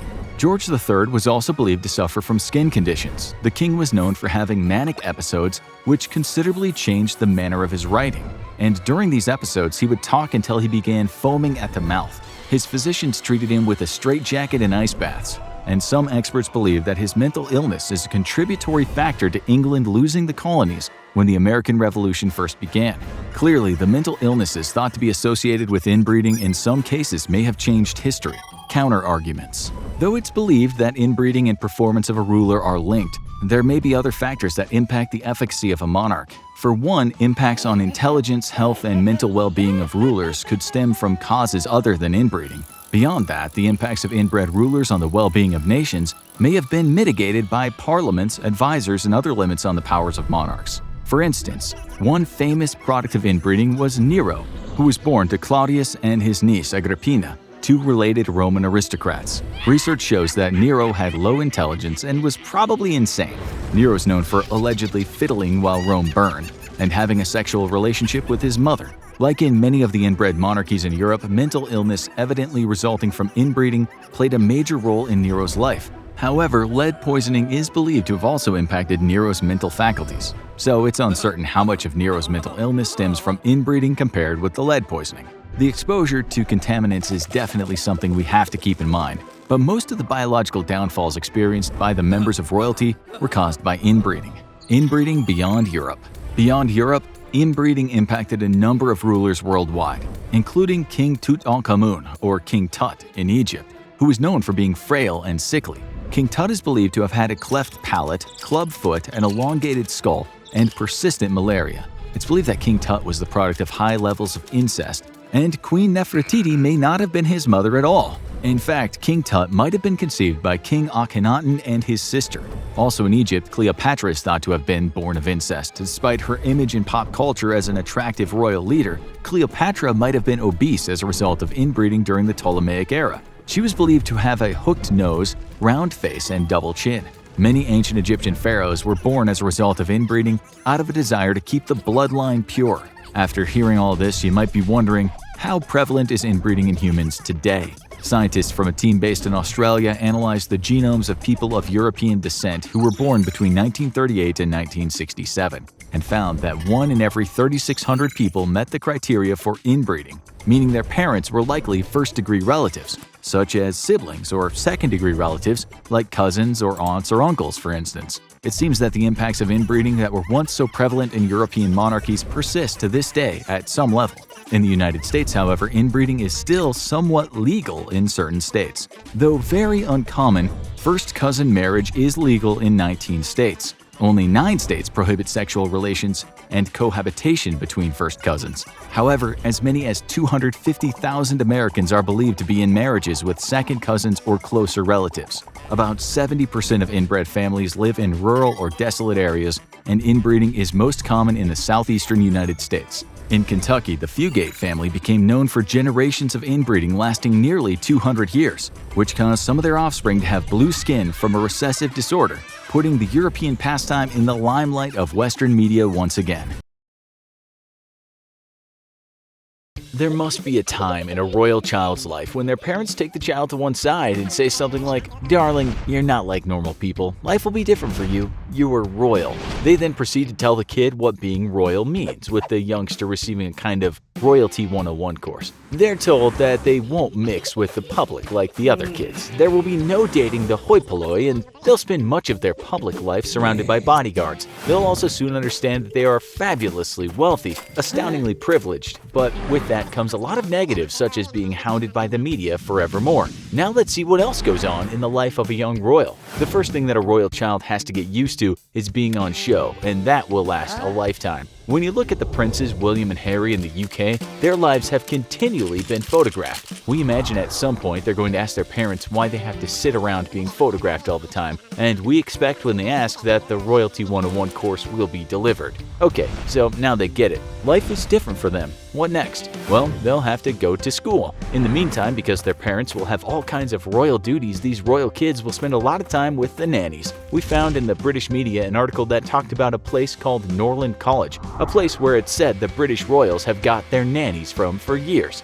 Make no mistake, the nannies from here will be a big part of a young royal's life. Looking after a royal kid is kind of a big deal, and so it seems that to get through Norland College, you'll have to pass a lot of tests, study child psychology, do a lot of training, and believe it or not, they even have some martial arts training and are taught about threats by British military intelligence officers. A royal kid is going to spend a lot of time with these well-spoken, intelligent, tough women. They will then have to start school, but do they go to just any school? It seems the young royals do hang out with some boisterous kids. When Prince William was just 8 years old, he had to go to a hospital after being whacked on the head by another kid wielding a golf club. At that time, the Associated Press wrote, Prince William, the 8-year-old who is second in line to the British throne, underwent surgery for a skull fracture after being hit by a golf club while playing with schoolmates. With that in mind, these kids do interact, and it seems they're not always mollycoddled.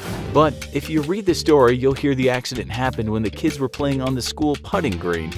How many schools for children these days have their own putting greens? The answer is not many. And royals don't just go to the local primary school with the working class kids from down the street. We doubt they return home from school each day to a plate of baked beans on toast and then rush out for a game of street soccer. William went to a place called Jane Minor's Nursery School. The New York Times wrote about this place when William was there and said it was not particularly an exclusive school, although the then $1,000 a year cost was likely more than most Brits could afford. That's about $2,300 a year with inflation. The future king stayed there until he was 5. After that, he attended something called a pre-preparatory school. This is called Wetherby School, and it's located in Notting Hill, London. From what we gathered, getting into this place isn't that easy, because it's based on having your child's name on the list. We expect this place is kind of exclusive. If you want to send your kids there now, you'll have to pay about $10,000 a term. William stayed there until he was 8. After that, William attended an all-boys boarding school, and this place was called Ludgrove School. Right now, it costs over $11,000 a term to study there.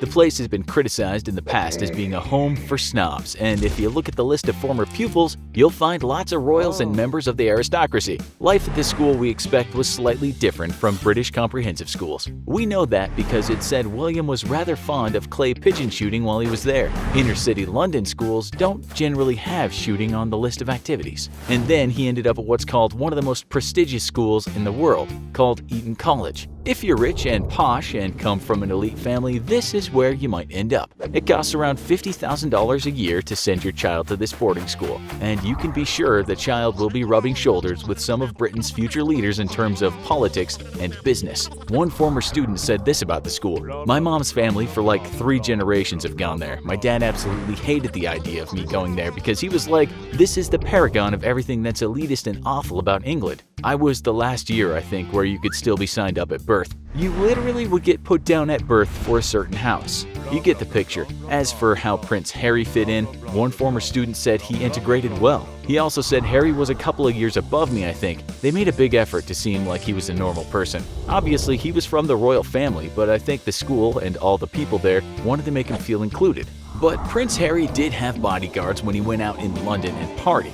The Queen would also sometimes end up at Eton to visit the boys, and the other kids would be like, "Hey, it's your grandmother, the Queen." Suffice it to say, those royal kids grew up knowing they were entitled, and they no doubt spoke in a coded language used by the elite. They embraced old traditions and at times wore top hats, and we very much doubt ever received a punch in the face by the school bully. To conclude this section, the royal child will likely only mix with children from very wealthy families. That child will board at school a lot, and so spend a lot of time away from his family. On top of that, the child will travel a lot with his family and also spend a lot of time with carers. It could feel like a lonely life being away from family so much. At the same time, these kids will spend money. When Harry went out to those nightclubs, he had to pay for stuff. We found one report that said the royal kids don't really perceive money the way other kids do, because when they want it, they get it. Saying that, it's reported that Princess Diana wanted William and Harry to know the value of money. She discovered that her husband, Prince Charles, didn't really know what a pound was actually worth until he was a teenager. If you want something, you just ask, and so that might affect a royal child's conception of what money is worth. Then there's the stress of being a royal. Okay, so you might be thinking having money on tap is a good thing, or never having to stress out about being poor or making it in the world. But if that's all you know, things iron out. It becomes relative. You can still feel down. Those kids at some point will realize that their actions are continually under the microscope. At some point, Prince William realized he was the future king of England, and he had to act the part. There's little room for error as a royal child, although Prince Harry has been wayward at times. Harry said he would almost explode at times with the pressure, and he regularly suffered from bouts of depression and anxiety. He told the press as an adult, "I just didn't know what was wrong with me." There must come a time when the royal child grows up and becomes much more self-aware. The child will realize he lives in a bit of a mad world. In the words of Prince Harry, "I can safely say that losing my mom at the age of 12 and therefore shutting down all of my emotions for the last 20 years has had a quite serious effect on not only my personal life, but my work as well. And no matter how many friends you make, you'll always be a royal, and people will treat you differently. Most of you watching this will have best friends, people who you can rely on to treat you like an equal. But for a royal kid, there must always be the sense of being separated. It's the same for royals everywhere. Imagine being the former king of Thailand, Bhumibol Adulyadej. He's now deceased, but after living in Europe and the US when he was still young, he became the king of Thailand with a whole country looking up to him. He had to grow up very fast and was even treated like a god God. There's some pressure when you're being seen as godly. While a prince or princess will be surrounded with people offering them good advice, they will forever feel the pressure of what they were born into. There will be many things they will know and will never be able to talk about publicly. The royal child will have a long list of secrets, and that will weigh heavily on that child. There will be plenty of scandals surrounding the royal child's life, and they will, for the most part, take the truth to the grave with them. So while being a royal child may at times look like a lot of fun, we imagine it's very stressful. These kids might have dreams, but in some ways they'll have to do what they're told to do. They might only want to backpack around the world, but that's never gonna happen. Well, not with the freedom other backpackers have. They might just once want to go to the movie theater and hold hands with someone, but that won't happen unless bodyguards are around and the movie theater has been checked out first. The role is inescapable, and as a child, this royal might be thinking, I never asked for any of this, but that won't appease the many anti-royals from wanting them removed from their house, paid for by taxpayers. We imagine some of the best times would be when the kids don't even realize their royalty, but once they get to grips with it, it could be quite tiresome. Prince Harry once said, "To be honest, dinner conversations were the worst bit about being a child and listening to the boring people around me." It seems the royal shoe just didn't fit well for young Harry. Then again, Queen Elizabeth said despite what they are, the royals do live a normal life too. She said, "Like all the best families, we have our share of eccentricities, of impetuous and wayward youngsters, and family disagreements." Another British royal who's been in the spotlight as of late has been Prince Andrew. We're going to stand on the fence regarding the truth about what he did, but we might ask if growing up as a royal gives that person a feeling that they can get away with anything. If you watched his controversial interview with the BBC, you'll know how he came across. He didn't seem to feel guilty about being a friend of a man who had caused so much damage. He seemed to have little to no empathy regarding the victims. You can also read a lot into what he said about going to a Pizza Express in Woking. It seems he thinks he's above visiting a pizza restaurant where the normal people go. So we imagine that while being a royal might be hard, some royals might believe they're above the normal folks. Studies have revealed that wealthy people and sometimes celebrities can indeed feel as though they're above the law. And we guess when you grew up in a royal family, you'll have this sense of immunity. So while we've been quite sympathetic in today's show about growing up a royal, we imagine that some royals take advantage of their wealth and power and go to what we might call the dark side. Queen Elizabeth and Prince Philip are still alive and well. Seldomly do they have time to frolic around, but today they're alone together and are up for a bit of fun. They're out in Philip's beloved Aston Martin Lagonda 3-liter drop-head coupe. After Philip puts the pedal to the metal, Elizabeth shrieks with joy and asks him, "How much do you think this baby's worth?" He tells her an American buyer wants to give him around $640,000 for it. "Oh my," she says, "that's quite a princely sum." They both laugh at the pun, and then Philip reminds her that Charles has a 1969 Aston Martin Volante DB6 Mark II worth about $427,000. "That's mental," Liz says, only for Philip to say it's not as mental as the $73 million they forked out on property maintenance last year or the $3.6 million they spent on utilities. Philip hits a corner with too much speed, making the tires screech. Elizabeth gives him that look that says, "You're not 20 anymore, Philip." Philip had lost concentration for a second, thinking about the money being wasted. He tells Elizabeth he's still reeling about Harry spending $265,000 on Meghan's Givenchy wedding dress. "Sick," says Elizabeth. "Bloody waste of good money, that's what it is," says Philip, as the two speed up again and scare a farmer half to death as they come up behind his tractor, honking the horn like teenagers. Okay, so I guess we don't have to tell you that this scene never actually took place. As much as we'd like to think the Queen used slang words like sick, we doubt she ever reacted that way when she heard about her family's Titanic expenses. What is true, though, are the numbers we've given you. In 2016, Forbes reported that Philip's beloved drophead was about to be auctioned at the Imperial War Museum in Duxford, Cambridgeshire. The car was expected to fetch the price we told you, £450,000 or $640,000. We got that information about property maintenance and utility bills from the Sovereign Grant and Sovereign Grant Reserve Financial Summary, posted on the British royal family's official website. It also said that the royals paid a whopping $1.3 million on housekeeping and hospitality. That was a drop in the ocean in relation to the Queen's total payroll expenses, which was $24 million. The cost for other staff was $3.8 million. And as for spending big when it comes to other luxuries, not something on that website. The diamond-studded engagement ring Harry bought Meghan was said to be worth $350,000. When Prince William proposed to Kate Middleton, he got down on one knee and slipped a ring on her finger composed of a giant 12-carat sapphire in the middle of 14 diamonds. This is said to be worth about $500,000 right now. Okay, so it once belonged to Princess Diana and was worth much less back in 1981 when she and Charles decided to get hitched, but that really doesn't matter. What does matter is that there are a lot of rings in the royal family, and suffice to say, none were bought from the British Argos catalog, a place where you can pick up a ring for the price of one of the former queen's socks. The royal family's lifestyle is not exactly cheap. From the year 2020 to 2021, its total expenditure was said to be around $108 million. As you'll soon see, this isn't exactly true. You already know where a lot of the cash goes, but we didn't tell you about travel expenses that came to around $4.8 million. But these are the day-to-day costs of just getting by. It doesn't include what the family spends on luxuries. For example, the Royal Art Collection, the biggest private art collection on the planet. This is now partly the property of King Charles III. It's said to consist of around 1 million paintings, prints, watercolors, photographs, drawings, and other objects. You'll find works by Rembrandt, Michelangelo, and Leonardo da Vinci in there. It goes back a long way, although not much in the collection was amassed before King Henry VIII. From the time Elizabeth took the throne in 1952 to when she passed away in 2022, she added about 2,500 objects to the collection.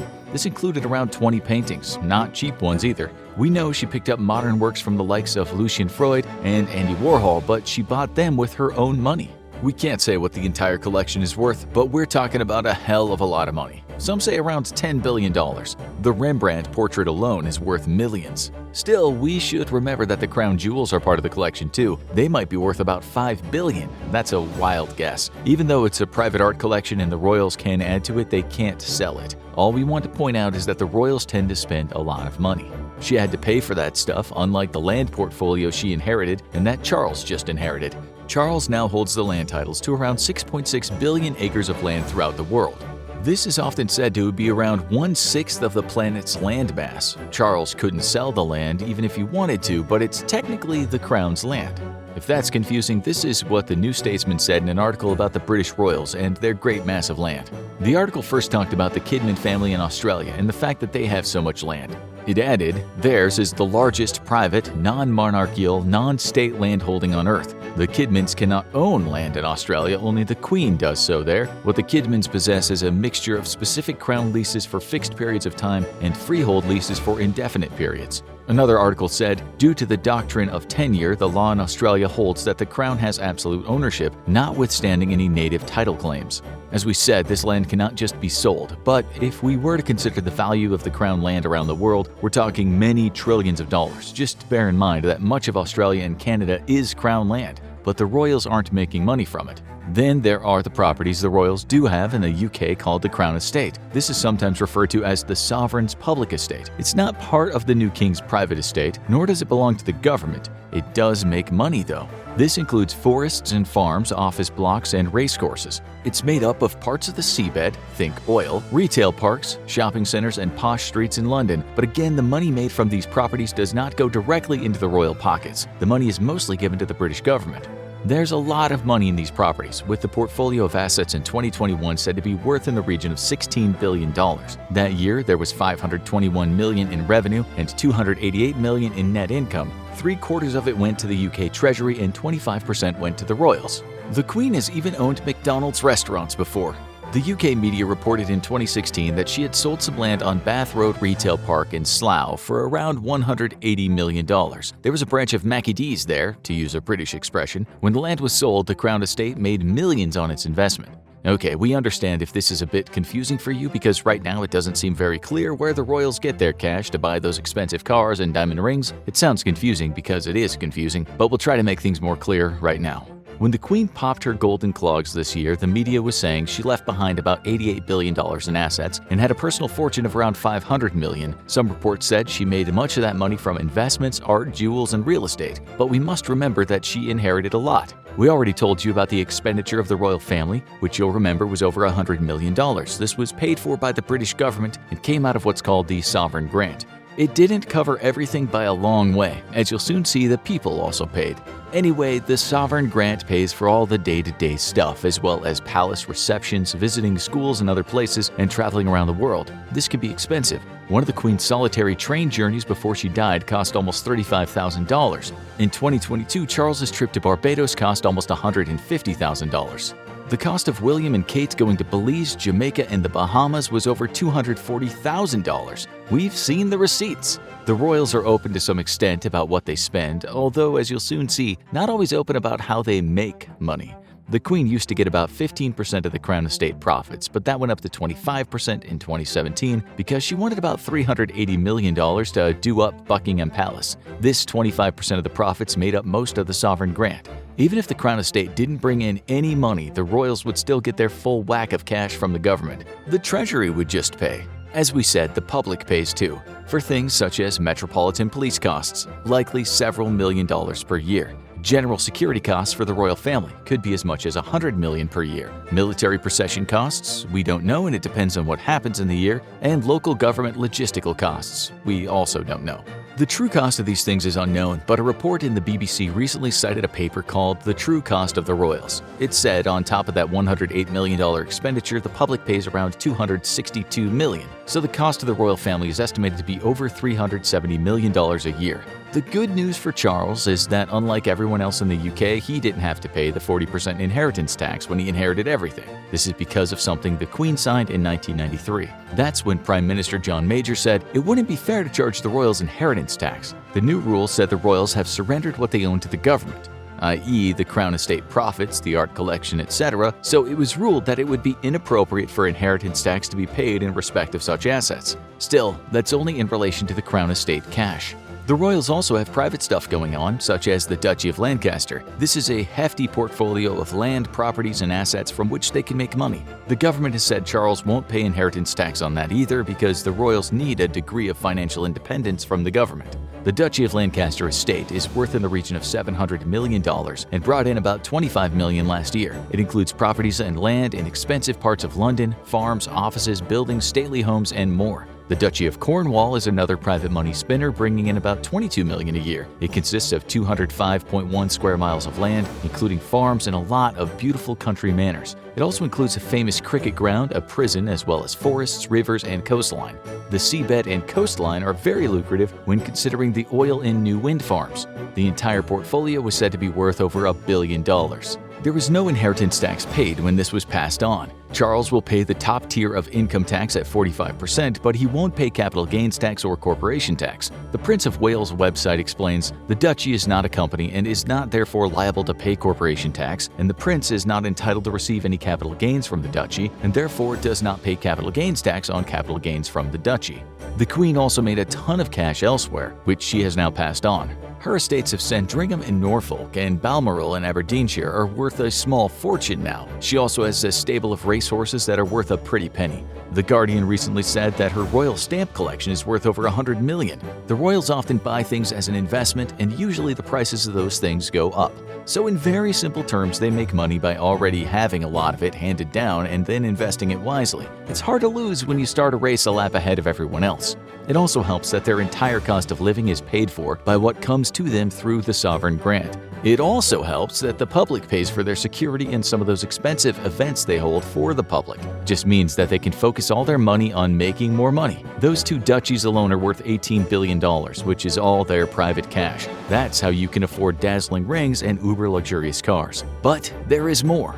There is all the secret money. Something like $193 million in royal wills will not be published. The Windsor family has gone to great lengths to ensure the public can't know the content of what is said to be in 33 wills. These assets are private things such as jewelry, art, property, and whatever else the royals might accrue throughout their lives. Also, when you have power, you're always able to make a bit on the side. The New York Times wrote this year that Prince Charles had received $3.1 million in donations from a Qatari billionaire. Some of it apparently arrived in shopping bags. It also said that his charities got $1.21 million from the family of Osama bin Laden, and it's currently being investigated if he accepted a cool $2 million from a Saudi tycoon in exchange for a knighthood. Still, how much Charles knew about this is up for debate. But he certainly knew about the $3.1 million because it said he collected the bags full of cash in person. It wasn't illegal, we're just telling you how a royal might make money. It also helps that the royals can evade taxes at times. The media reported in 2012 that Charles's estate was engaged in a well-entrenched tax avoidance scheme. In 2017, once the so-called Panama Papers were published, The Guardian wrote, "The Queen's private estate invested millions of pounds offshore." It said the money from the duchies was coming in and then being invested in dubious businesses whose offices were located in small islands far away from the prying eyes of the tax collector. The BBC wrote, "The Duchy of Lancaster, which provides the Queen with an income, held funds in the Cayman Islands and Bermuda." The Queen might have known nothing about this, but again, it just shows how money can be made. You can find legal loopholes to avoid paying taxes if you're rich. If you're poor, well, don't even think about fixing someone's toilet for cash in hand. Ask Prince Andrew about having friends with benefits, one royal who certainly doesn't have the best reputation right now. He stands accused of taking around $806 million from a Turkish millionaire on the promise of helping someone get a British passport. The bankers involved with the transaction were told it was a wedding gift for Princess Beatrice. Before Andrew stepped down from his duties, he was being paid around $270,000 a year, and we're not sure if the Queen kept giving him cash after that. He also got an army pension of about £21,000 a year, but that's nothing compared to the $16 million he got when he sold one of his properties to the son-in-law of the former president of Kazakhstan. He got much more than the $3 million he paid for it, and the transaction was done through an offshore trust in the British Virgin Islands. It probably helps to have mega-rich friends too. Andrew's ex-wife Sarah once borrowed money from Andrew's now-dead close billionaire buddy, the infamous Jeffrey Epstein. This year, Andrew paid an out-of-court settlement probably costing millions, and no one knows where he got the cash. Some people think the Queen gave it to him from her private fortune. No public money has been used to pay legal or settlement fees, said the British Treasury, but it shows that there are emergency funds for when the royals need them. At the end of the day, we'll never quite know how the royals get all their money, not in detail anyway. You can't even get the truth through a Freedom of Information request. The royals are often exempt from having to give up information to the public. Now, have a look at the stressful part of being a royal. In insane ways, the Queen of England survived 3 assassination attempts. Or enter the rabbit hole in mysterious death of Princess Diana. What do we know and what don't we know about it?